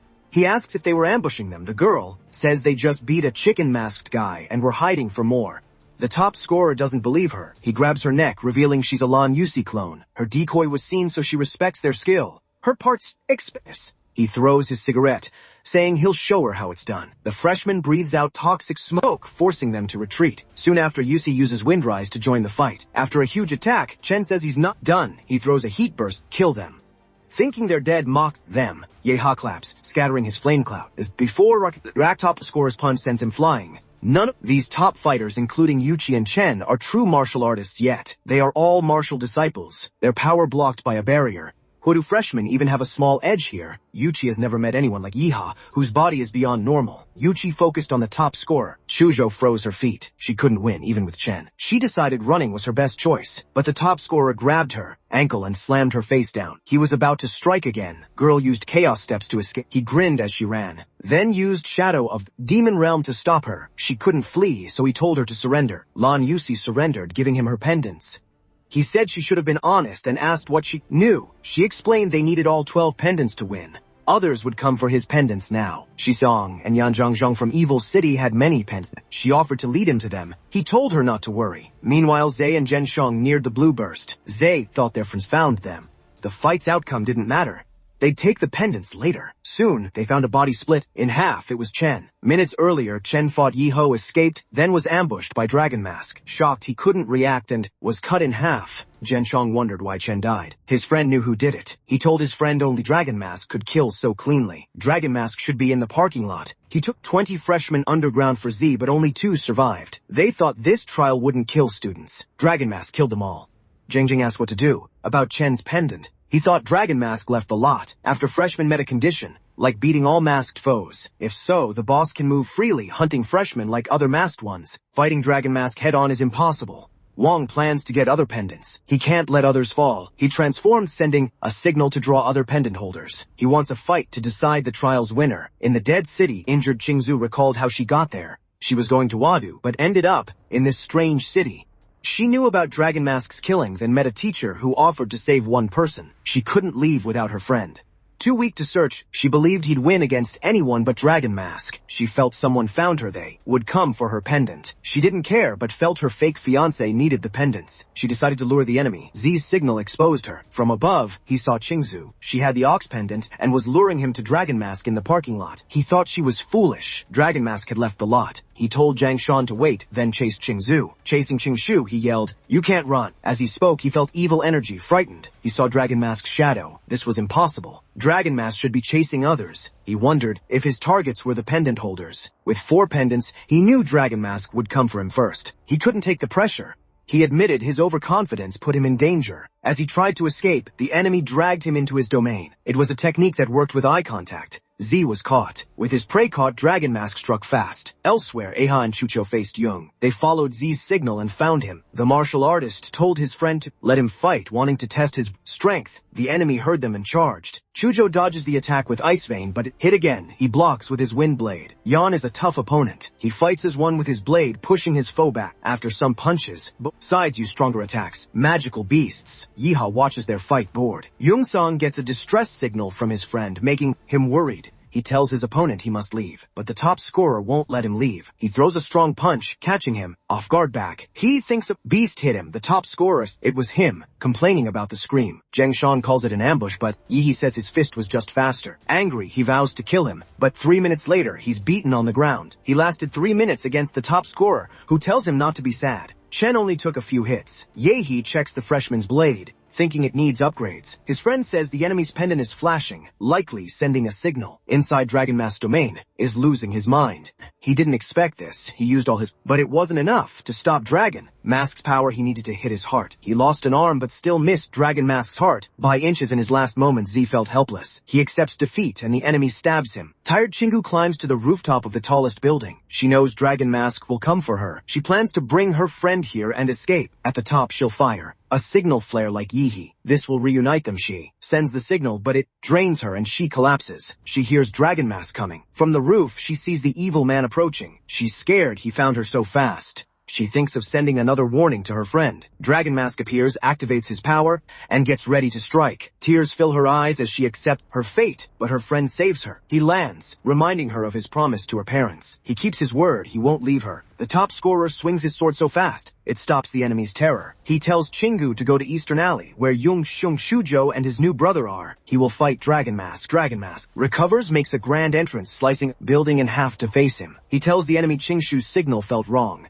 Ahom him for fighting like a turtle. Seeing the nail in the enemy's chest, he guesses it's Zhengzhong's plan for Dragon Mask. As the enemy charges, the top scorer draws his sword, matching their speed. Yihi was confident, but now struggles to hold back Dragon Mask. At the last moment, he turns into a beast and fires a blue blast at the enemy. Dragon Mask is his first real opponent here, so he respects his strength. He knows his foe won't fall easily. Suddenly, he sees the enemy's face. The mask has cracked, showing a bit of it. This feels right. The unbeatable boss Chenlong wouldn't fall easily, or so they thought. With his mask broken, Dragon Mask gets faster and stronger. In seconds, he overwhelms him and cuts his blade in half. After his sword breaks, Dragon Mask attacks him from behind. The top scorer's quick reaction lets him block the attack with his teeth. 1473, he quickly punches the enemy gut, catching him off guard. These strong hits overpower the enemy. 476, he's not done, throwing another strong punch. When Dragon Mask fought, Z shoved Bronze Spike into his chest, blocking his energy flow. The top scorer hits his weak points with deadly energy, causing deep internal damage. Dragon Mask kicks his sword into the air and throws it at the top scorer. Luckily, Ye expected this trick and reacted fast. 1482, Dragon 6 surprised him once due to lack of info, but even then, he only had a 30% win chance. 1484, the fight isn't over. The top scorer hits back with 2 strong punches. After 2 punches, the top scorer isn't finished. He follows with Mountain Black Fist, Black Flash. 1488, 1489, the attack sends the enemy through buildings. Yiho thought Dragon Mask was stronger, but he's not so tough. 1491, 1492, 1493, as Dragon Mask reacts, the top scorer cuts off his head. He killed the last Zodiac Masked one, got the dragon pendant, and thinks about ending the trial. 1495, the top scorer meets Yongshang, Chujo, Chingshu, and others. Chingu wanted to go with him or send someone. His friend tells her only he wouldn't get in his way. She agrees. She was hurt and couldn't fight. Going with him would only distract him. Seeing her thinking, he asks to borrow her ox pendant. 1500. 1501,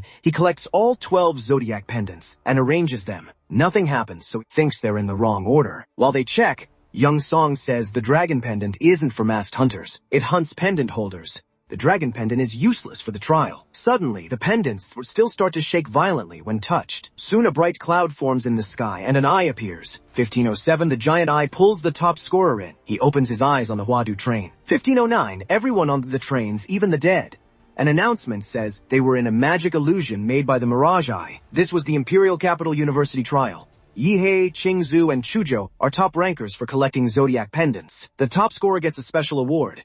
Freshmen are shocked. They didn't expect a new face to win. 1513, the system tells him he beat freshmen, so he gets 1 template draw. 1515, the template is a D-class level 13 vampire, Rako. Yiho celebrates getting the vampire rack. 1517, its evolved form can freeze time. While celebrating, and his friend ask if he beat Dragon Mask. The top scorer corrects him. He didn't defeat the enemy. He killed him. Ze surprises freshmen by asking Yihi to be president of his new Huadu club. 1521, he explains Huadu locals control the student council and top freshmen. He shakes his hand, hoping his strength breaks tradition. 1523, the top scorer declines, preferring to work alone. Leave, but Z gives him a business card. 1525, the train reaches Huadu, city a large metropolis. 1527, off the train, freshmen are led to an aircraft and told to sit by their numbers. 1529, he startles Ching Shu, who remembers her mother's warning about her fake fiancé. She shouts, but he explains he just asked why they're flying, blaming her mother for their betrothal. She points to the sky, saying Huadu University is that way. 1533, 1534, later on the aircraft, he looks at Huadu City, amazed by its new technology. As the aircraft enters the net, he sees the detection range shrink, showing Huadu University's prestige. After landing, he gets an ID and goes to the maglev station for his dorm. At the dorm, he celebrates loudly, annoying others. Yiho's room is 42nd floor A3, Chujo's is 45th floor B7. His dorm is a huge 100 single room. Like a dream, it has a new computer and a massage bath, exciting him. After jumping on the bed, he realizes it's time for business. He plans to max his vampire template. On the maglev, he learns to use his ID for Huadu Pass. The marketplace uses academy points. He changed 30 million coins, but 100,000 coins is only 1 point. A ripoff. The academy market has rare goods not sold elsewhere. He sees this as a perk. He plans to buy only a blood magic core. Soon, drones deliver his blue and green cores. After eating all cores, his vampire template reaches 100% compatibility. But he gets a painful stomachache.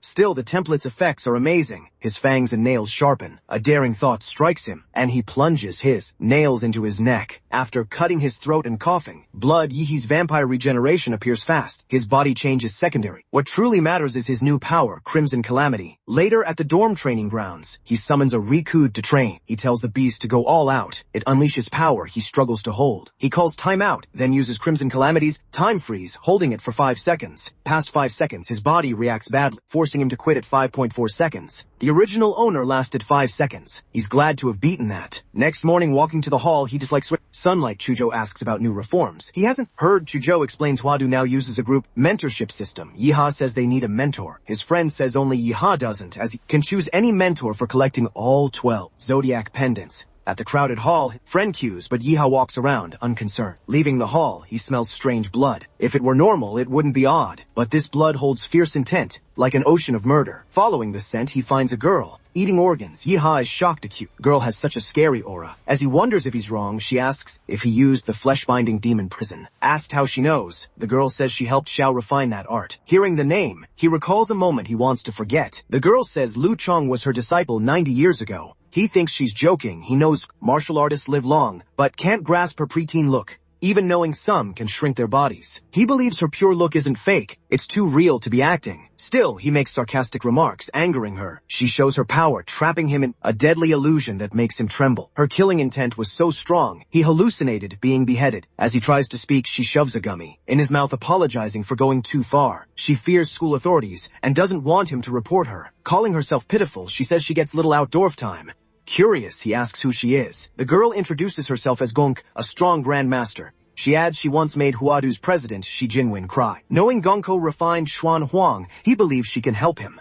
As a slaughter grandmaster, she's perfect for him. He begs her to take him as a disciple. She makes a strange face. In the Huadu gym, the deans of all 5 academies are new student mentors. Becoming their disciple would set one for life. But freshmen think the deans won't bother with nobodies like them. They're here for the Zodiac trial's top scorer. New students don't. The trial was live streamed. Teachers judged how each student handled the crisis. AI analyzed reactions and scored students.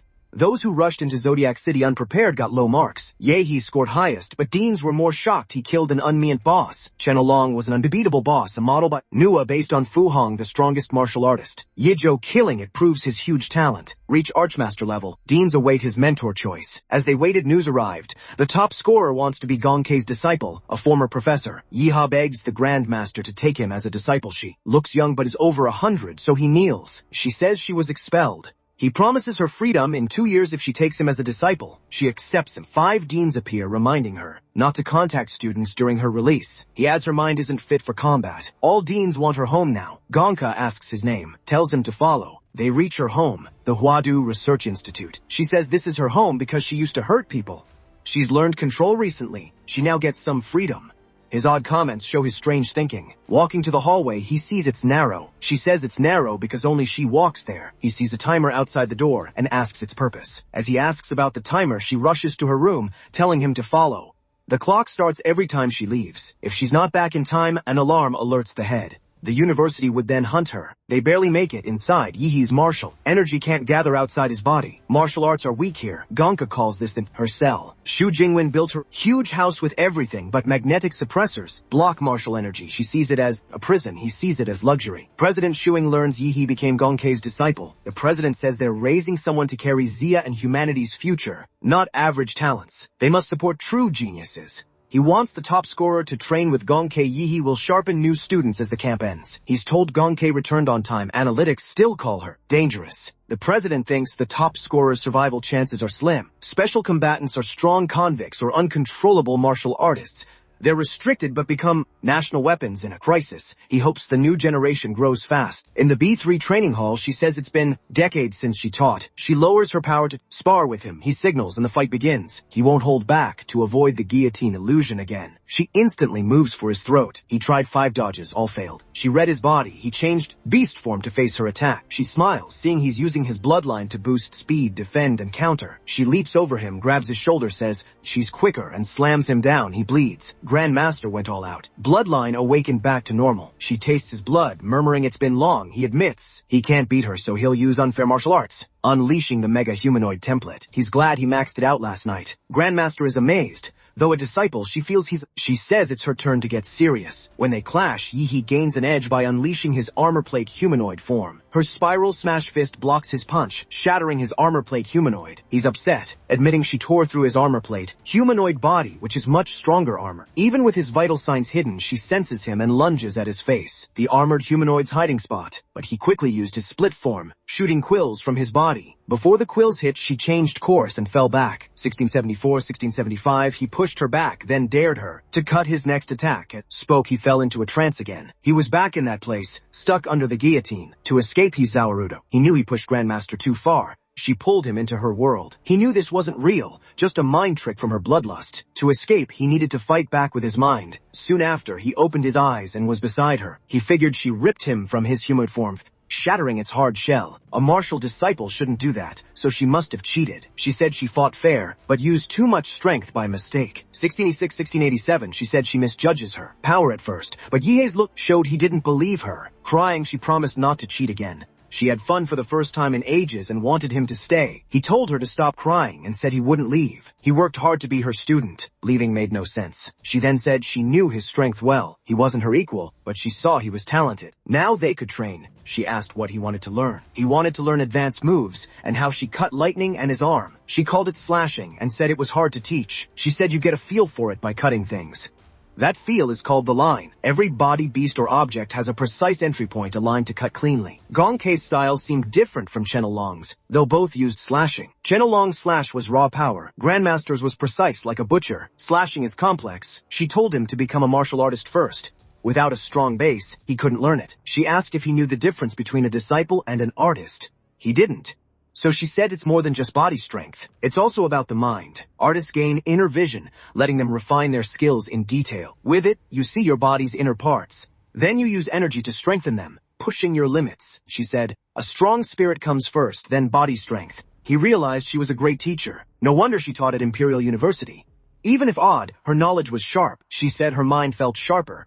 This would help her greatly as a martial artist. Yihi asked about advancement methods at that stage. She said skills have 4 tiers, 1709, Disha, Xuanhuang, and unranked. Lower schools only get unranked techniques. These techniques are easy. Anyone with enough energy can break through. 1712, over 80% use unranked methods, Huadu University. Students start with Xuanhuang tier. 1714, 1715, he wanted to know about the other skills. She said Tiangong skills are rare relics, maybe fewer than 10 left. But he could learn a Disha technique. She mastered the killer's Bodic Heart Sutra, a Disha technique. Xiao's demon cage was based on this method. He's so impressed by her advanced technique that he wants to learn it now. She tells him to prepare for her new killing intent domain. So training begins. 1722, 1723, 1724, after class, Yihi's friend, Chuchu bumps into him. Chuchu greets him, the top. Scorer glares with killing intent. Scared, he jumps back. 1727, the top scorer apologizes, calling it a reflex. Confused by the killing intent, he asks what it meant. Hours ago, in the illusion realm, Yihi fought zombies. Gonki told him not to use martial skills or powers. 1731, 1732, he must use only his blade. He doubts it will work on so many zombies, but she says it's to train his body's memory. This helps him get used to cutting flesh and bone. He'll train his muscle memory to find weak spots and strike better. 1735, 1736, as he slashes zombies, his master is amazed by his sword skill. Her technique is dangerous. Most can't try it. Yi's high mental stats save him from the killing intent. She now sees why Shijin calls him Huadu's rising star. The next morning, he's tired from one day of training, but he now knows why this is Seiya's best university. While bathing, Qingshu calls. Her mother sent what he asked for. It's with her now. She adds her mother thanks him for helping her daughter win the freshman trial. He says he'll pick it up, but she insists on sending it by drone. 1742, he learns Dean B took her as a disciple for her potential. When she asks about his mentor, he hides that he rejected 5 deans. Half a semester later, the first term ended. Huadu University was eventful for freshmen. Z did exactly what he told Ye. 1745, he formed the Dragonblood Society with elites, becoming influential after summer camp. Huadu's students clashed with Dragon Blood. Duels broke out. Z's group lost more often. Currently, Shang Jianhui is the most popular freshman, perhaps nationwide. He topped the Huadu entrance exam. His powers amazed viewers. He, once famous, is now forgotten. 1749, 3 months passed and he's forgotten. At Huadu Institute, Gonk helps him solidify his new martial artist stage. He planks on the ground while she climbs onto his back, pressing down. She says each footfall injects refined martial energy into him, mixed with her killer's sutra insights. He struggles to carry her. She sealed his martial energy. Her energy wriggles through him, tickling him to death. Seeing him complain, she mocks his weakness, calling him a scrub. Angry, he pushes himself, doing more and more push-ups. 1756, 1758, after 1,000 push-ups, bloody energy, rebuilds his muscles with new strength. With his new body, he tells her he's going home after 3 months at the institute. She asks if he'll return, her emotions showing. He gives her a positive reply. Entering the city after 3 months, he feels like ages have passed. The top scorer isn't strolling. He has work to do. Huadu's grading includes off-campus missions, hunting fugitives or fighting criminals and foreign groups. He plans to get a mission and see his friend. Just then, his friend appears to greet him. Yi asks his friend about his level. His friend says he became a martial artist 2 months ago.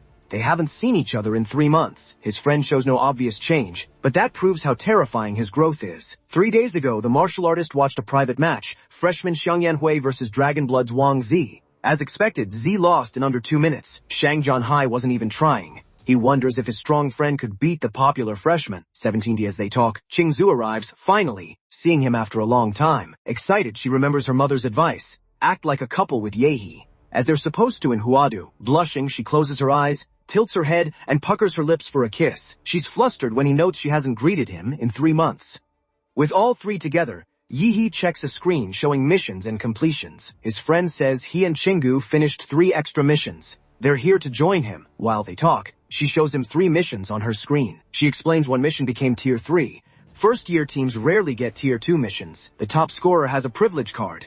Gonk gave it to him, saying he should take harder missions. Qingshu asks about the card. As he worries, Chujo asks about the missions. He's glad his friend changed the topic. The first mission is a low-reward manhunt. The second is minor research. The third is high-risk, high-reward, Tier 3. They agree. At reception, the clerk rejects their request, saying a second-year team died in Lingwei. Yiho shows his card she doesn't believe, and threatens to report him. Her attitude changes after she calls the director. After getting what they needed, he tells them to get ready while he picks something up. Later, the top scorer visits the college Mech and Magitech foundry, meeting a dean. He tells the dean he's claiming his weapon prize. The dean praises choice, giving him a blade. It lacks elements but channels energy at 95%. Made from Starfall Gold, it's a divine blade. Its spine has sun and moon etchings for impact. Each swing hits hard. The grip is anti-slip black leather with metal threads. Each cut brings wind and light. Though made months ago, the sword feels perfectly balanced and fits his hand. Leaving, he praises the dean's forging skill and Imperial University's blacksmiths. With his sword, he goes to Lingwei County. Chujo reminds them it's a secret mission. They must act like interns. The top scorer senses the whole county for threats, pushing his Damonra template. He wants to stop bad people. As Chujo suggests checking their house, an old driver gives them a lift, asking Yihi where he's from. The top scorer says he's from Lingwei, studying in Yunnan, here with friends for fun. The old man doesn't know him, so Yiha names his late grandfather Yishirong. Yiha had learned the local dialect, and his cover story is real. They reach the Huadu base. As they thank the driver, he invites them to a big event in 2 days. They thank him and leave. Inside the house, they see it's been empty for 10 years. Weeds and mosquitoes cover it, but that's no issue for him. He stomps his foot, cleaning the house. He sets up cameras. Chingu checks inside, then calls him to see a shrine. Yi says it's new, made of wood that should have rotted. Chujo wants to chop it down, but Kingshu says it might be a clue. She sees Yihei ready for battle. She suggests uncovering the clay mask before smashing it. As she uncovers it, he senses evil energy and tells his friend to cut it. Chuchu slashes it, and black goo bleeds out. He summons Zawarudo to seal it. Chingshu gets tainted, so her fiancé channels energy to free her. She feels warm all. Lingwei's problems seem linked to this statue. Thinking they found a clue, he tells them to wait while he handles something. He had tagged the old driver with a marker. At Ginshan Temple, a monk greets the driver, taking him to the abbot. The monk says, the driver has news. The abbot asks why he came. Lizard-like monk senses someone. As it attacks the driver, Yi drops from the sky, crushing its face. Zawarudo protects him from the goo. He provokes the enemy, and other Buddha statues attack. Zawarudo blocks them, but gets crushed. Yihi hides his ring, summons Starfall Cleaver. He gains an edge, but Buddha's fire lasers, dodges and cuts down enemies, including the driver. He sensed no life from the Buddhas, realizing they weren't alive. He wonders how Lingwei has such tech. He orders Zawarudo to open the abbot's door. Inside, he finds a giant Buddha. He calls out the enemy. A monk appears, asking why he's disrespectful. Yihi knew it was a robot. He slashes it, and another replica appears, noting his blood karma. As he attacks, he falls sewer-like place with 18 doors. Lizard beasts appear, tier 1-2. He realizes they're artificial bioandroids. He plans to destroy them in one strike. He summons Starfall Cleaver, using Thousand Leaves blade art. Slashes enemies, piling up corpses. He's annoyed by the robot monk's looped line. The puppeteer isn't showing up. The monk turns into a giant stat trying to crush him. He lets it. Giant reports an energy spike. He emerges in beast form. Its hand, now equal in size, Yihi overpowers the giant. Punches. He knee kicks it. The enemy takes critical damage. Warning lights. Flash. It fires all weapons. It's shocked someone forces it to use so many attacks. Yaha says its weapons are useless. Giant uses meteor personification. He counters with Biocean breath. Smash. He finds a passage down and jumps half an hour. Earlier scientists saw him enter. They thought new doors would stop him. He broke in. They thought their cyborg army would stop him. They were wrong. A scientist tells Dr. Fun their only hope is the Makia Buddha suit, now destroyed. With Yihi close, the doctor uses guards to buy time, retreating to activate self-destruct. In the lab, Dr. Fang lies trembling. Yihi stands over him, searching for truth about dead martial artists and the base's secret. The old man says a device in his head will explode if he talks. Yihi sees a decayed tooth with green smoke. The man clenches his teeth, poison burning him. Yiho watches, annoyed, realizing Laserbird preloaded the poison. Red lights flash sirens blare. Self-destruct begins. Yihi stays calm. Knowing death is too easy, he summons a vampire model. It lunges at the doctor, piercing his throat with venom. The venom spreads, but under Yihi's control, the corpse regenerates. Red light fills the room. Dr. Fang's skin tightens, his body rejuvenates, his eyes open. He's now a loyal creation, with memory and intelligence. Yihi is satisfied, calling it a perfect bloodline, immune to light, resistant. Dr. Fang's old life gone, Yihi tells him to recall the city's infiltration. Their minds connect. He sees a young Dr. Fang, bloody hands, hungry eyes. Another doctor eats raw flesh, call it a sacred offering. Images shift to a dark hall. An old man sleeps by a Buddha statue. Fang's assistant says deep sleep helps transport people to the lab. Yiho feels unease. Something unnatural is happening. The vision changes. Dr. Fang kneels before a clay idol, whispering revealing numbers carved on his arm. Confused, Yihi decodes them to a secret access key. He enters it, encrypted files appear, but his mind fractures. His memories are being rewritten. He carves the code on his arm as a warning. Memories darken. The raw meat is human flesh. Experiments and disappearances lead to a cult, Divine Descent Nation. Back in the present, Yihei understands the corruption. The cult infiltrated Laserbird, turning scientists into empty shells. Dr. Fang confirms this, saying they erased minds, making obedient. Yiha's anger rises, seeing the three martial artists among the victims. He sees Dr. Fang's progress turn to obsession.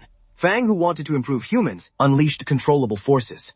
Through Fang's memories, Yihi learns it began with a relic holding Emotai, a parasite that feeds on will. It spreads, causing cannibalism and sleep, turning villages into offerings. Fang thought he was cruel, but the cult sacrificed a city. The pattern is clear. Relic, experiments, festival, all for Emotai's awakening. Yihi realizes this. A memory of a festival in 2 days reminds him the old man gave key info. Yihi's eyes turn cold. Memories are extracted. He tells the doctor the base is Laserbirds, but he wants to know about the Divine Descent Nation, the Demon Fetus, and the Huadu warriors. He gained info, including Laserbird's secret experiments. Though tempted to act, he knows Huadu will handle them later. The golden gene interests him, but it can wait until Lingwei is resolved. He feels conflicted about the school mission. Huadu ended the probe, but the reward means little. He'll claim the Divine Descent Nations, prize himself. He orders Dr. Fang to hide in Lingwei. He'll mix his blood into the water to spread infection. The doctor laughs, calling him mad. He calmly explains Lingwei's people are too polluted to return to normal. He plans to control them, then restore them if possible. Under his control, they won't harm others. Yiho returns with food from Lingwei. Lu Qinggu and Suho hesitate, guesses its source. Su Hao trembles, saying they found signs of cannibalism.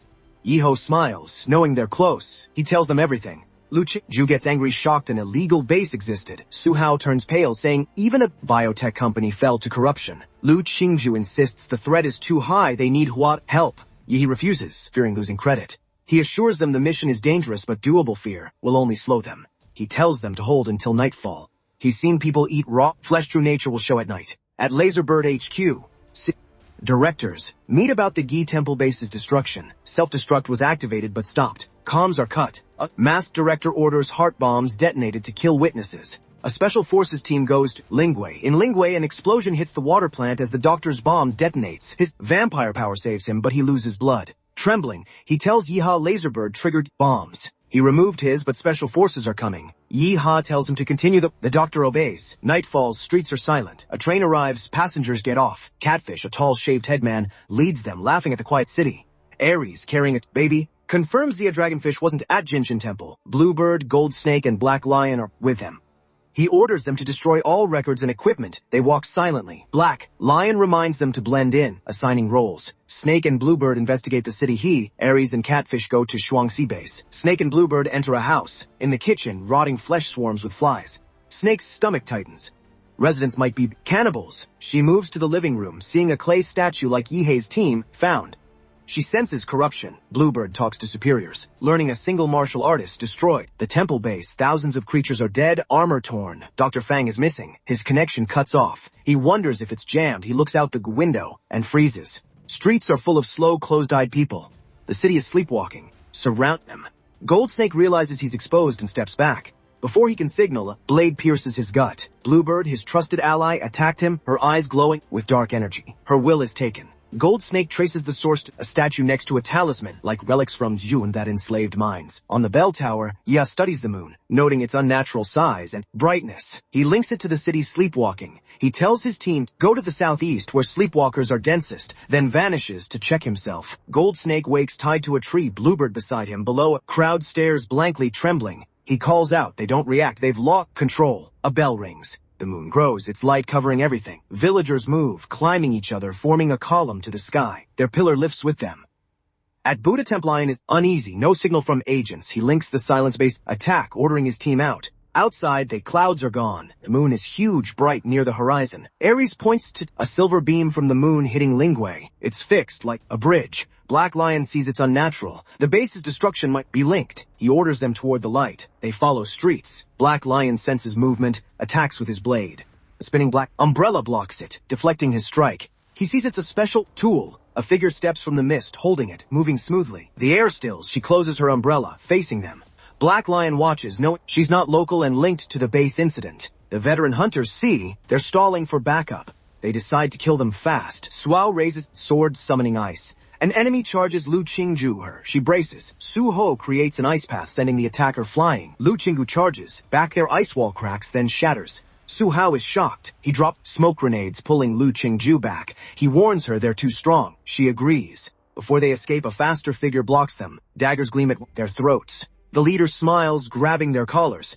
A sudden shift makes him turn. A 30-meter blades down, he dodges. Yehei appears calm, facing the assassin. The assassin blurs into 12 shadows, blades striking fast. Yaha seems surprised, then time stops. Blades hang mid. Ha studies it, impressed but knows which is real. He and allies shatter the clones. He finds the real assassin, Black Lion, a top killer. His skin resists bullets but not stop time. Yiha forms a blood-red arrow. It pierces Black Lion before time restarts. The killer's instincts scream too late. His career ends. His last thought. How Yihi moved so fast. Yihi absorbs the assassin's blood. The corpse withers, its power joining his. His energy surges, reaching 8th stage mastery. The battlefield silences. Catfish and Ares stare, shocked he killed someone 2 realms higher. They realize something's wrong and plan to retreat. Yiho grins at the pooling blood. It stirs, releasing a dark aura. A monstrous hand rises. Then their captain's demonic shape. Catfish, Ares freeze, terrified. The aura is familiar but horrifying. Their captain's twisted image stands before them. Ares shouts for them to move. She lifts the child. Its body swells into a 3 monster. Was a bioweapon. Ares orders it to attack. Yiho watches calmly. Ares and Catfish flee. Yihi has a plan. He tells Suho and Lu Qinggu to stay with his phantom and destroy the bioweapon. They take positions.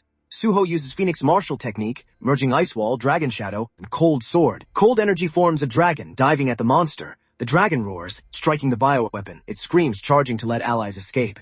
Heat meets cold. The alley explodes in mist. Suhao leaps, slashing the mutant's face. It tries to dodge but fails. Half its head splits open. Under the flesh are alloy plates and microchips. The giant surges, forcing Suhao back. He grips his sword, barely dodging. The attack misses. Black Lion appears, splitting into 12 blood-red forms with spinning blades. They slice the mutant's head. Its body bursts apart, unable to regenerate. Blood and smoke swirl. Lu Chingus rises, massive wings glowing purple like a gus. She gathers strength. Dark feathers burn, forming a dense black sphere that expands to 5 meters, then erupts into a blazing purple sun. Her cry echoes, declaring the enemy can't escape. The mutant's legs freeze. Black Lion holds it. The ground shakes as purple fire erupts, burning everything. The mutant screams, then silences. Its body burns to ashes. The battle ends. In sewer tunnels, Catfish runs, pale and cursing. A blue light strikes, freezing him. Terror fills his eyes as a figure with an eerie smile. Panic floods Catfish. He's hunted. He bolts into the tunnels above. Ares sprints. A blue beam crashes where Catfish ran. She trembles, realizing her captain is dead, and now Catfish. She's alone, shaking. She seeks escape. A wild idea hits her. Sees the human ladder of Bizarre Tower. Her heart sinks. It's Tiangu Zhonglane's work. Fear mixes with resolve. She bites her nails, vowing to survive. She rushes to the ladder, bodies forming a grotesque staircase. Ares shivers before it. Ye appears from shadows, a massive blade on his shoulder, Catfish's severed head in his hand.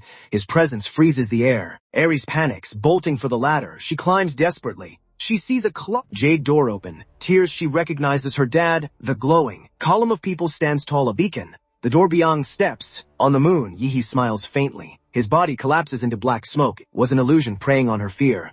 The real Yihi watches fixed on the pillar. He speaks softly, expecting this. Tiangu Zhanglin used her fear to build his image. He reports Laserbird lost 2 assassins, 3 barely alive. A dark smile crosses his face, eyes glowing blue. He predicts Tiangu Zhanglin's men will arrive tomorrow. With Laserbird's base gone, another faction will fall. Night fades, moonlight weakens, the ladder disappears. At dawn, the moon pulls back. Lingwe's people used for the ladder returned to the ground, some dead, some alive, some sleepwalking. Their life force drained, they head home like empty shells. Yihei, Suha, and Lu Qing, Zhu, watch from rooftops. Qing doubts the mission. Yiha smiles, saying he has a plan. They're not alone. A capable ally works in secret. Suha hesitates, thinking Yihi is a hidden heir or young master, and the ally a secret guardian.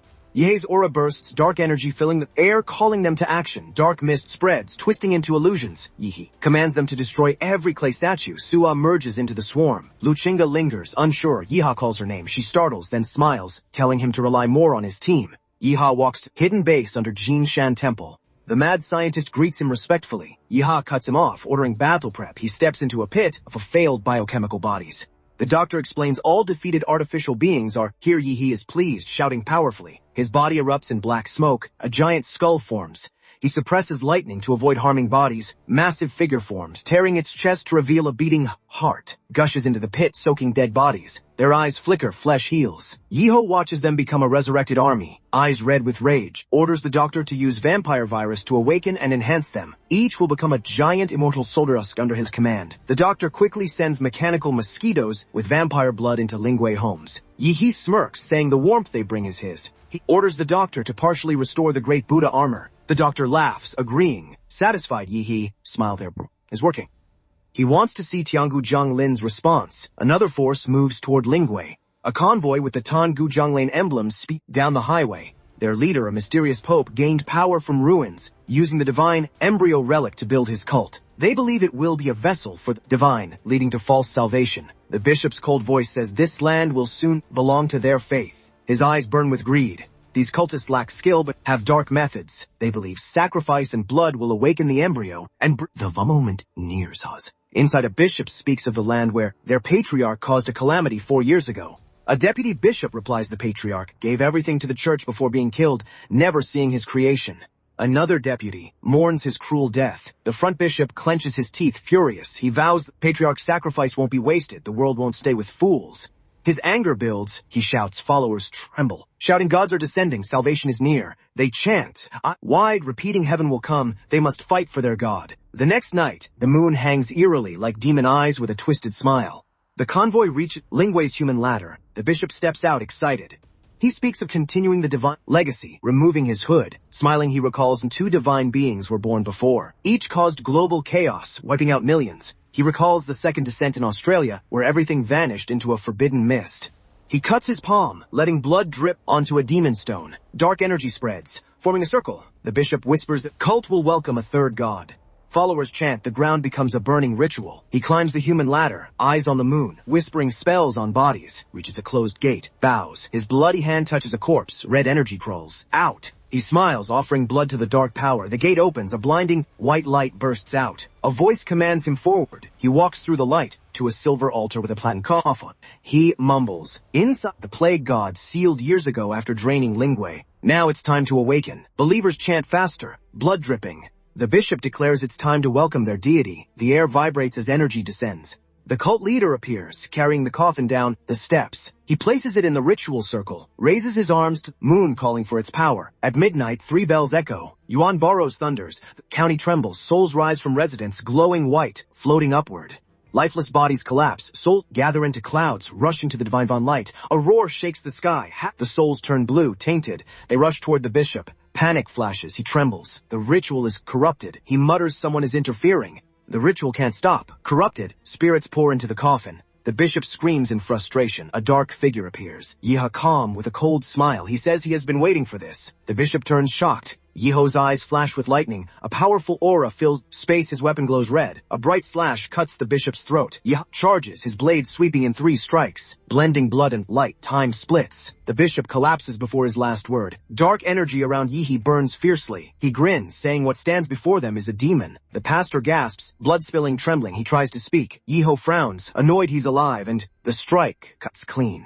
Standing over the body, he shakes it, muttering his opponent was too weak. A calm voice calls from shadows. Yiho turns, realizing he killed the wrong man. The real bishop steps forward, calm. Removing his hood, his bald head gleams. He introduces himself as Linky, leader of Sha Kingdom's divine church. He says the man Yi killed was his deputy. He laughs, explaining he uses stand-ins. Yiha clenches his blade, furious. He charges, striking fast. Linky raises his hand, blocking calmly. Black energy bursts, forming dark chains around Yihei, locking him. The chains tighten, crushing his bones. Gritting his teeth, Yihei breaks free, summoning a massive rose-shaped spirit. Linchi looks surprised, asking if Yiha practices divine arts. Blue lightning crackles from Yihi's hands. He sneers he wants to end this fight. Thunder explodes. He punches lightning, forming a dragon that slams into Linchi. The impact shakes the ground, throwing Linchi through debris. Linchi still stands, battered, dark energy mending his arm. He lifts his head, arrogant, claiming God's blessing. Yiha narrows his eyes, muttering this fight will be a pain. Linchi chants. Cultists gather surrounding Yihi.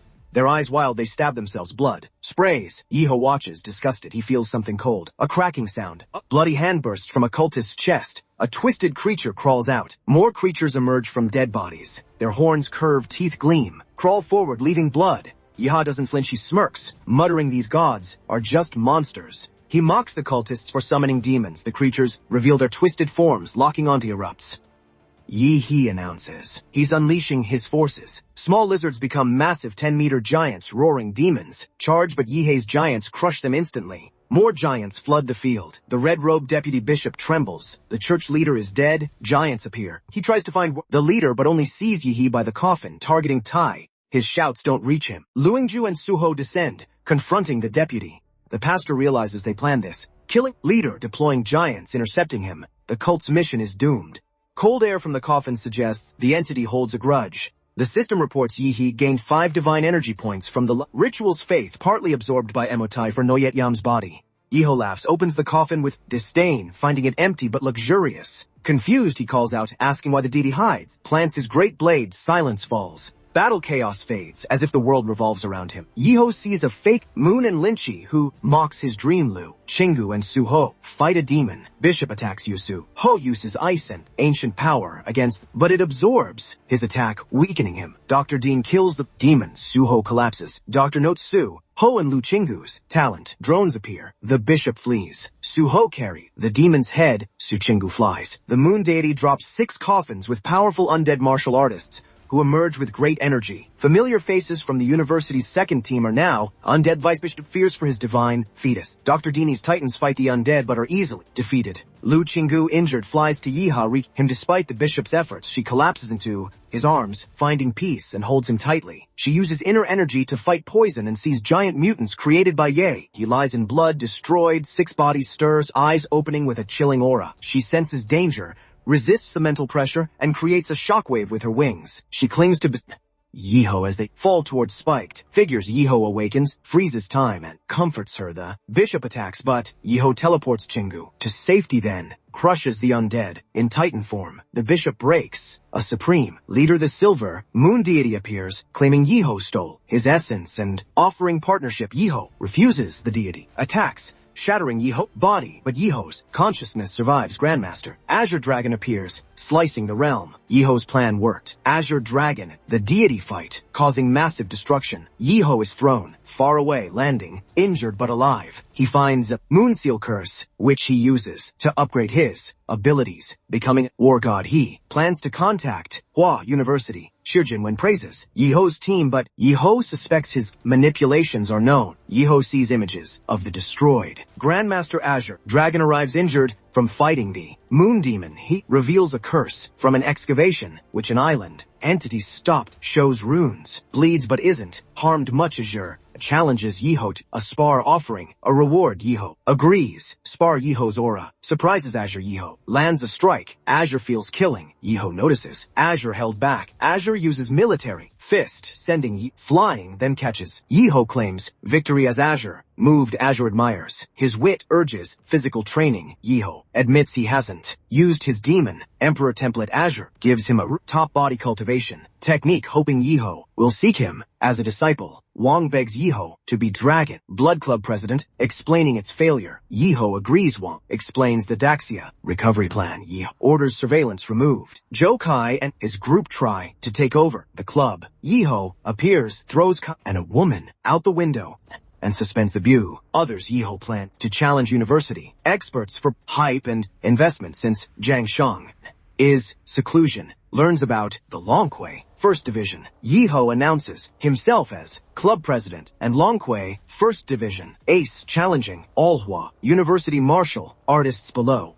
Grand Marshal, master the news spreads, calling Yeho arrogant but boosting the club's popularity. Most students believe Yeho used shady methods to become an acist broadcast boost club. Kai in hospital hopes Yeho dies in the challenge. On challenge day, Yeho makes a grand entrance, seeking fame, steps up as a second Dan Marshall's master, planning to win or claim credit for exhausting Yeho. Long Dao is knocked out instantly. Yaoling, a fifth Dan Marshall master, attacks, but Yishu her spear other opponents. Charge, but Yeho easily defeats them all. Kai in hospital is shocked and thinks of his brother Yanting. Defeated fighters are ashamed. Yanting then enters the arena. Yanting, a ninth Dan Marshall master, can fight Grand Marshal masters. Everyone is excited about his powerful Sunblaze blood, which he controls with a special suit and training. Yanting offers compensation for his brother's trouble, but Yeho senses he's not here for revenge. Yanting confirms he's here for his family's honor, claiming Yeho insulted them. Yeho scoffs at the slander. Yanting demands Yeho kneel, challenges him. Their fists meet, causing an energy explosion. Yanting charges with Sunblaze blood, but Yeho calmly counterattacks. Yeho transforms into his monster form, distracting Yanting, then punches him flying. Yanting is wounded, shocked as Yeho grows bigger, using vampire control to become gigantic. Massive punch shatters the arena floor, overwhelming Yanting. Yanting realizes Yeho's power is terrifying. He dodges, changing to speed tactics, but Yeho pursues Yanting. Furious, erupts in flames. Everyone screams, thrilled by the heat changing the air. Yanting's move could kill Yeho. Yeho, surrounded by Yanting's fire, unleashes his heaven-bombing dragon cannon, a nuclear beam that swallows Yanting's fireball. Yanting is speechless. Fearing returns to normal as the principal arrives. Yeho asks the principal to support his tournament. The principal agrees, declares Yeho the winner,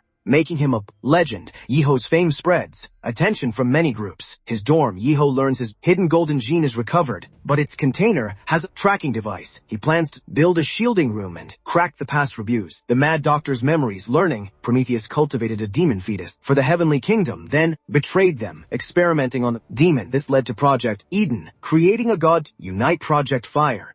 Seed gene changes, predecessor Laserbird's golden gene. Yeho feels he'll be drawn into Prometheus's affairs. He then practices the sleep cultivation method from Azure Dragon's badge.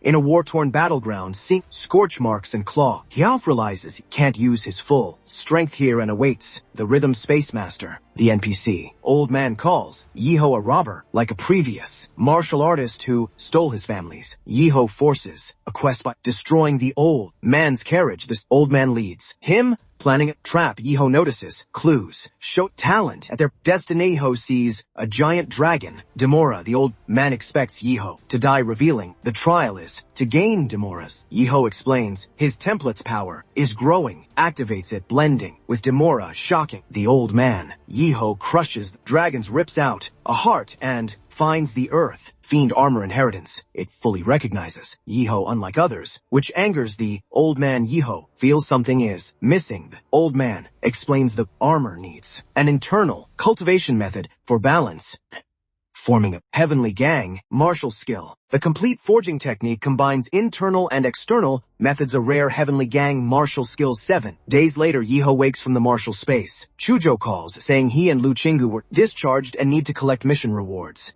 Rewards are with the principal, which he wants to avoid. At the University, a beautiful woman greets him. Yeho senses she's not human. She asks if he's curious about her body, then removes her top, explaining her chest structure is different from human females. It's imitated for affinity. He understands why she called it different, and is scared. Nua leaves Yeho at the principal's office. Inside, Yeho feels a strange sensation. Principal Jingwen asks if he learned the martial arts manual and offers tea. The principal reveals his spatial transformation ability, which saved Yanting. Yeho receives mission rewards, and can choose skills or a weapon. Instead, he asks for access to gene lock files and Prometheus information, suspecting the principal can read his thoughts. The principal takes him to archives. Yeho sees a half-cut brain, revealed as Nua's main body from the first captured otherworldly demon, Prometheus. Yeho realizing Project Eden's justification.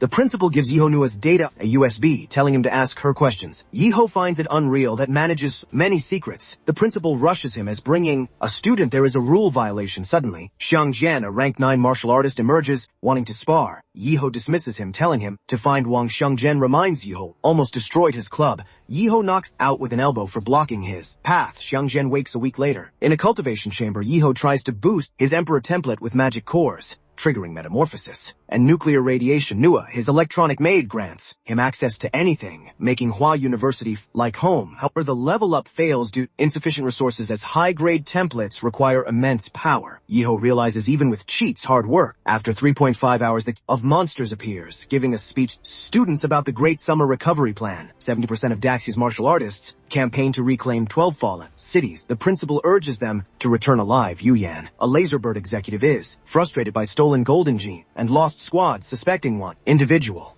She reveals golden gene experiment, Pandora's box that can track other golden genes. She opens a chamber, revealing a mysterious being. Elsewhere, a laserbird aircraft carries a hound to West City. Captain, a Northbait agent, kills his crew, feeding them to the hound. He frees the hound, telling it to cause chaos in Daxia, which Northbait doesn't want to see recover. Hound, now free and enraged, plans to complete its golden gene to become a god in West City. Airships bombard beasts. The hound kills a beast and absorbs martial artists. Fight ground monsters. Lu and her team are encouraged to spread out. The hound eats a monster. Surprising Lu's team, it was a bait to absorb their genes when its intent is clear. Grand Marshal Master Lu and her team attack, but their strikes are useless. Xiao Zhang is eaten. Lu confronts the hound, which uses Zhang's. Lu sees Zhang's face on the hound's body, screaming. The hound kills Lu, absorbing her abilities. It learns the golden gene is elsewhere and plans to eat more martial artists. Dean Shentianusu, elite team, fights the golden horned beetle, a lord-level demon. The Dean senses danger and prepares for the overlord. Beetle attacks, but the team's secret technique only annoys it. The beetle targets Mu, but teamwork saves seals the beetle's movement.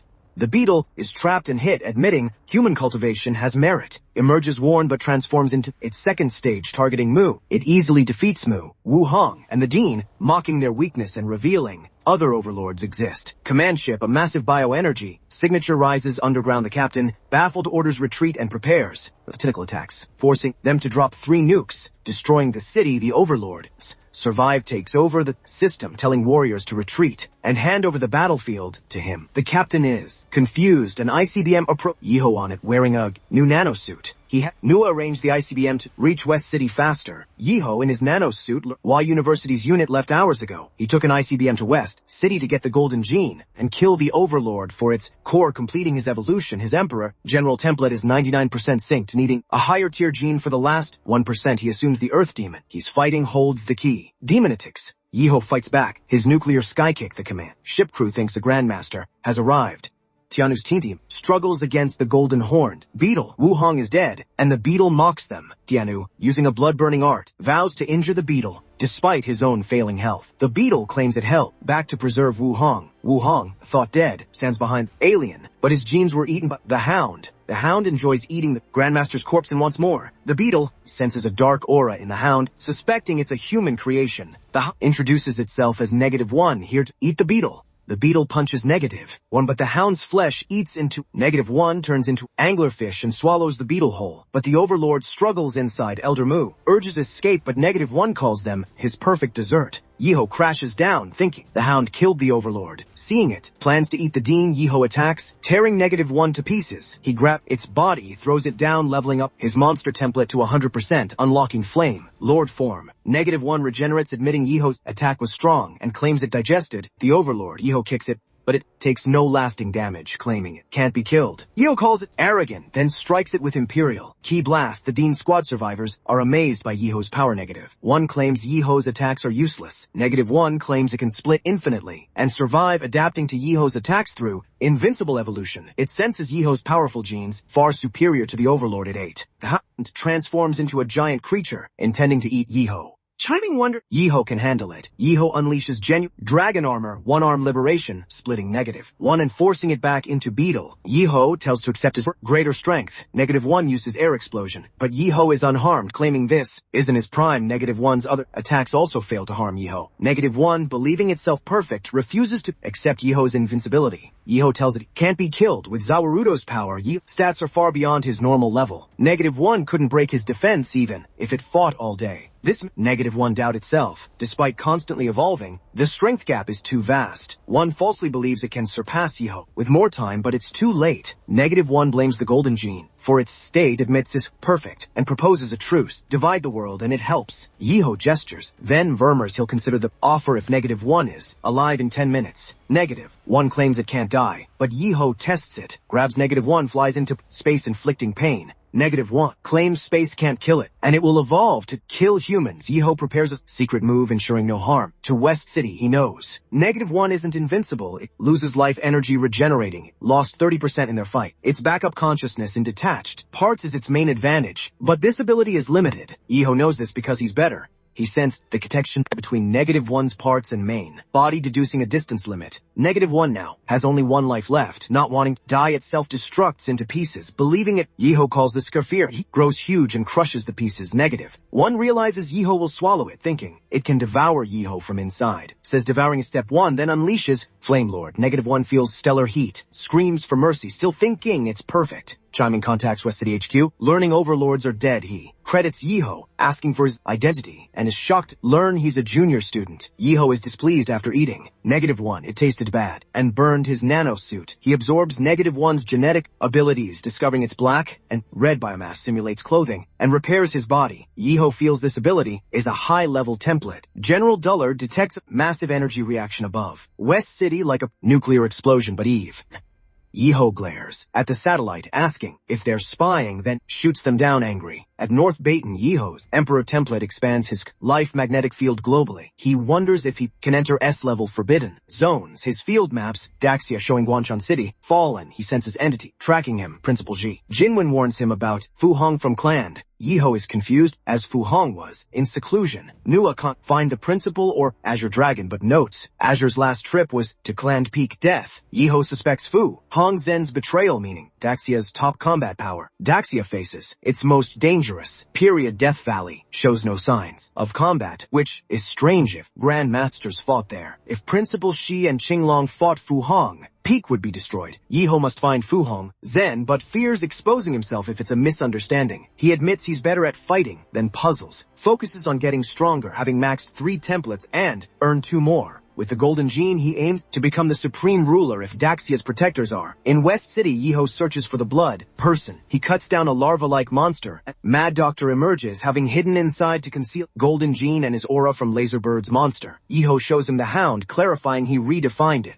The doctor bows to Yeho. Yeho demands golden gene, using Zuudo's ability to extract it, craves it but saves it for later, explaining that consuming it causes deep sleep which is unsafe, a war zone. Yeho commends the Mad Doctor, then gives him -1's biomass to enhance his brain. Yeho also gives the Mad Doctor his spinal crystal. Mad Doctor moved, thanks him, and promises repayment. Yeho then begins a citywide purge. On the east side, the Overlord and Beasttide are gone. Nua orders martial artists to evacuate, leaving the city to Yeho. Yeho unleashes templates summoning arms to shoot monsters. The commander, watching Yeho's brilliance, sees him as a heavy firepower unit. Yeho's weapons overheat. The commander orders his crew to cover, firing mobile energy cannon. Monsters are annoyed. The command ship's turrets coordinate with Yeho's ground cannonball. The cannonball begins a second bombardment, and low-level monsters can't fight back. Their underground hideouts are destroyed. The cannonball stops, cooling down. Monster tides lock in. Monsters plan to destroy it during cooldown, knowing they'll die if it fires again. Monsters report West City captured, needing time. Command ship detects 20+ Lord-level beasts. Artists protect the cannonball, but Yeho instantly eradicates the beasts, declaring West City monster-free. For this, Yeho gets a template draw, like a gacha system,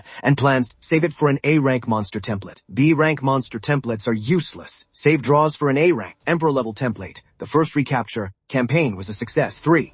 Cities were reclaimed. Yeho's identity is classified as top secret. Yeho asks for top student. The minister says he's already superior, and the student union president can certify him. The president approaches, thanks Yeho for saving him, and insists on calling him senior. Yeho is congratulated, gets another template, draw, and receives a B-rank Hellstar template. It unlocks abilities like sensing radiation, altering density, manipulating energy, and devouring, but has 1% compatibility. Plans to develop it, hoping it combines with his Emperor's nuclear energy. At Chinchunga Squad is frustrated, having only reclaimed 2 counties. Overlord is hidden deep, underground, guarded by millions of rats, making urban warfare difficult. Yeho arrives, masked, keeping his presence secret. He knows Daxia protectors are gone, likely due to Fu Hong, who aims to weaken Daxia. Yeho plans to fight Fu Hong. This mission to grow stronger, his life magnetic field is overwhelmed by millions of signals, unable to find the Overlord. This explains why Chin's city couldn't be conquered. Yeho uses -1's ability to eat millions of rats. A giant multi-faced rat emerges, roaring that its sonic roar counters Yeho's power.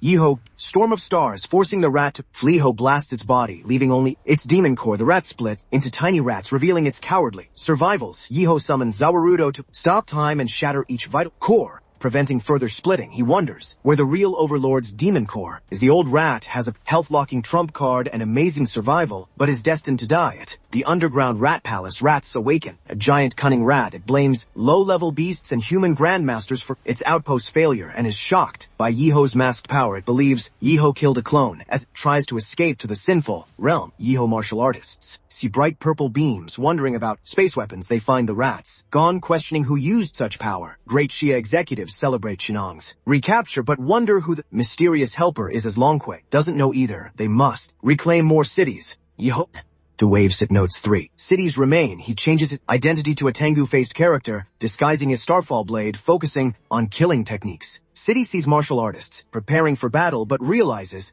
they are under an illusion. He finds a woman with a rotten body, deducing entire coalition is dead, but unaware reliving there. Yeho aims to stop this plague. Yeho uses spiritual hypnosis to a girl's illusion. She realizes she died on the battlefield, killed by the Overlord, who turned everyone into living. Only a Grandmaster can. As she accepts death, Yeho promises revenge. Wave City with his magnetic field, finding only mass-produced puppets. He decides to force the enemy out, knowing it's in the mountain. Grandmaster Li Chong. Zen leads warriors to fight the Overlord. Yeho appears in a light attacking. Warriors think he's an enemy. The commander orders retreat, but their aircraft are gone. Chongjin, hiding, realizes his plan is discovered. Unleashes techniques. The fight becomes head-on. Chongjin, controlling an Overlord, shows immense strength, claiming Yeho's attacks are useless. He punches Yeho, cracking his mask and revealing his identity. Yeho admits Chongjin strong, plans to make Yeho his puppet. To Chongjin senses a trap, then sees the slaughtering Moonwheel. Yeho cuts through it, injures Chongjin, and reveals himself unharmed, stating Chongjin's disguise that puppet army were seen through. Yehi's strong body was scarred. The Overlord wants they fight. The Overlord blocks Yehi, demanding his body, saying his ring is unbreakable. Yehi thinks the Overlord wastes a strong body and will prove his power. Attacks sharpen, finding the enemy's weak spots. His moves are weak. Yehi plans to prove him useless. Chung can't see Yihee's attacks, but Yihee sees through him. The Overlord hides his position but not his true self. Zawarudo finds him in the strongest allied member's body. The Overlord wants to retreat, needing a stronger puppet, but he feels locked in place, says. Yihee unleashes purple beams, ending the long fight. The system congratulates him for recapturing territory, letting him draw an A-grade template. He draws an S-level infinite monsters template. It condenses planet energy into 7 types. The system finds a compatible template, the 10-headed Yahello, for fusion. With his Mad Emperor Mora template, the system warns of fusion risks due to level differences. Success means a super template, failure means reduced growth. His gold gene can help. He feels it was meant for this. He accepts needing more power for future fights. Star Emperor Mora begins devouring 10-headed Yahello genes, allowing fusion wakes. Weak, asking if the enemy and his men are dead. Yihee tells Changjan his men will die soon, holding a parasite that kept the allied forces alive. He wonders who defeated their strongest member. The strongest allied member warns him about an overlord beast, an emperor's envoy stronger than Changshen, who uses martial arts and grandmaster domains. It said it was going. Huadu worries, as Huadu has 20 grandmasters. Most grandmasters left Huadu, leaving it empty. Huadu, an underwater base, became safe, making its martial artists lazy. Asura, 3-headed envoy of the sinful realm emperor, infiltrated to kill strong humans. A list from Fu Hong Sheng, aiming to conquer the planet. He struggles to enter a spatial rift, needing alien objects. Meanwhile, the Huadu gets an emergency alert. Nua needing a grandmaster back. Fu Hongsheng, Jingwen, and Qing Long are missing. Council Fu Fengsheng wants power and plans to retreat at Julong River. Couple sees an explosion at Deadfish, guessing a rift.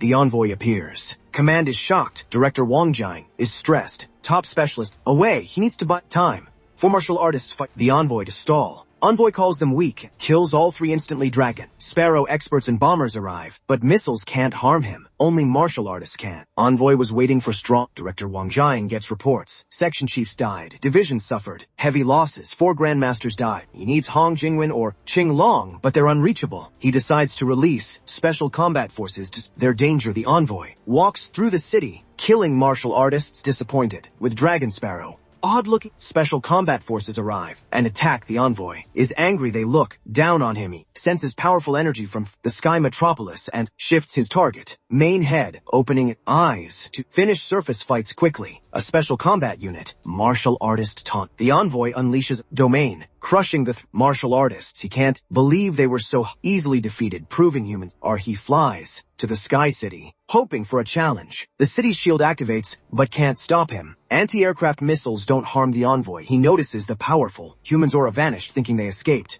Then Gonk leaps, cutting his neck deeply. The envoy quickly heals. A side head realizes if the main head is severed, he dies. The damage baffles him. He admits Gonk is his most valuable prey. She finds this a compliment and unleashes her killing intent. The envoy wonders if she opened domain, but buildings remain, suggesting she extended it into reality. The envoy waits. She says her aura is better than his. He attacks with a blinding spell. She disappears, then speaks from behind. A beast uses martial arts. She gets serious, using blood manipulation. The envoy sees a dense blood network trapping him. She drives blood droplets down. He protects himself, admitting the droplets are incredible. His strong body can't withstand them. Heals but not fast enough. He smiles, finding the fight worth it. His legs feel heavy. Creatures drag him down. The atmosphere turns sinister. He heals, admitting her killing power is amazing. She covers her ears. The envoy decides to finish quickly, activating his domain. She films it, then unleashes her domain, summoning blades. He counters with his domain. Her legs disappear, he says. He'll erase her, admitting a good fight. Puts her phone away, drops blades on him. She almost lost, but martial arts realms collapsed. He admits she's stronger than Grandmaster Liang Xin, forcing him to use full power. He pulls out 2 blades. She struggles, realizing the situation. She senses killing intent. His domain killing intent was 610. She wouldn't normally lose, but now it feels like death. She imagines a statue of herself. She's reluctant to die, thinking of games, anime, novels, and her apprentice. She charges to fight. A masked person arrives, saying she can rewrite her destiny. Dragon Quay. Officers are confused by a strong magnetic field. The envoy asks the masked human's name. He says Demon Eye from Monster.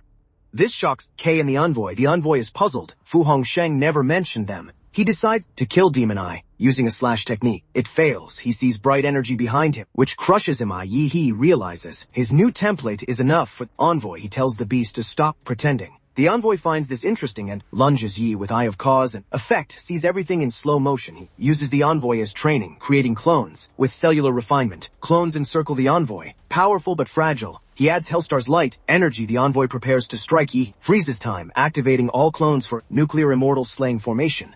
The sky turns ominous. Quay director loses hope. Officials see a second sun. After 40 seconds, everything returns to normal. Director is astonished. The envoy survives. Expected it, calling him a high-class product. The envoy recovers while charging. Yi grabs his head and flies out of city, knowing Huadu can't take another blast. Humanity's strongest have never been so wounded. The envoy is proud. He offers Yi a chance to join his race and become the Emperor's envoy. Yi is disgusted, smashes him into mountain, saying he stopped being human long ago. The envoy respects his choice but will kill. Outside Huadu, Yi unleashes his full power. Nuclear light battle. The envoy is shocked and curious about monster. Fearing it threatens the Emperor, he plans to destroy it. Yi must overwhelm him. They clash fiercely. Yi wants to test the secret realm's power.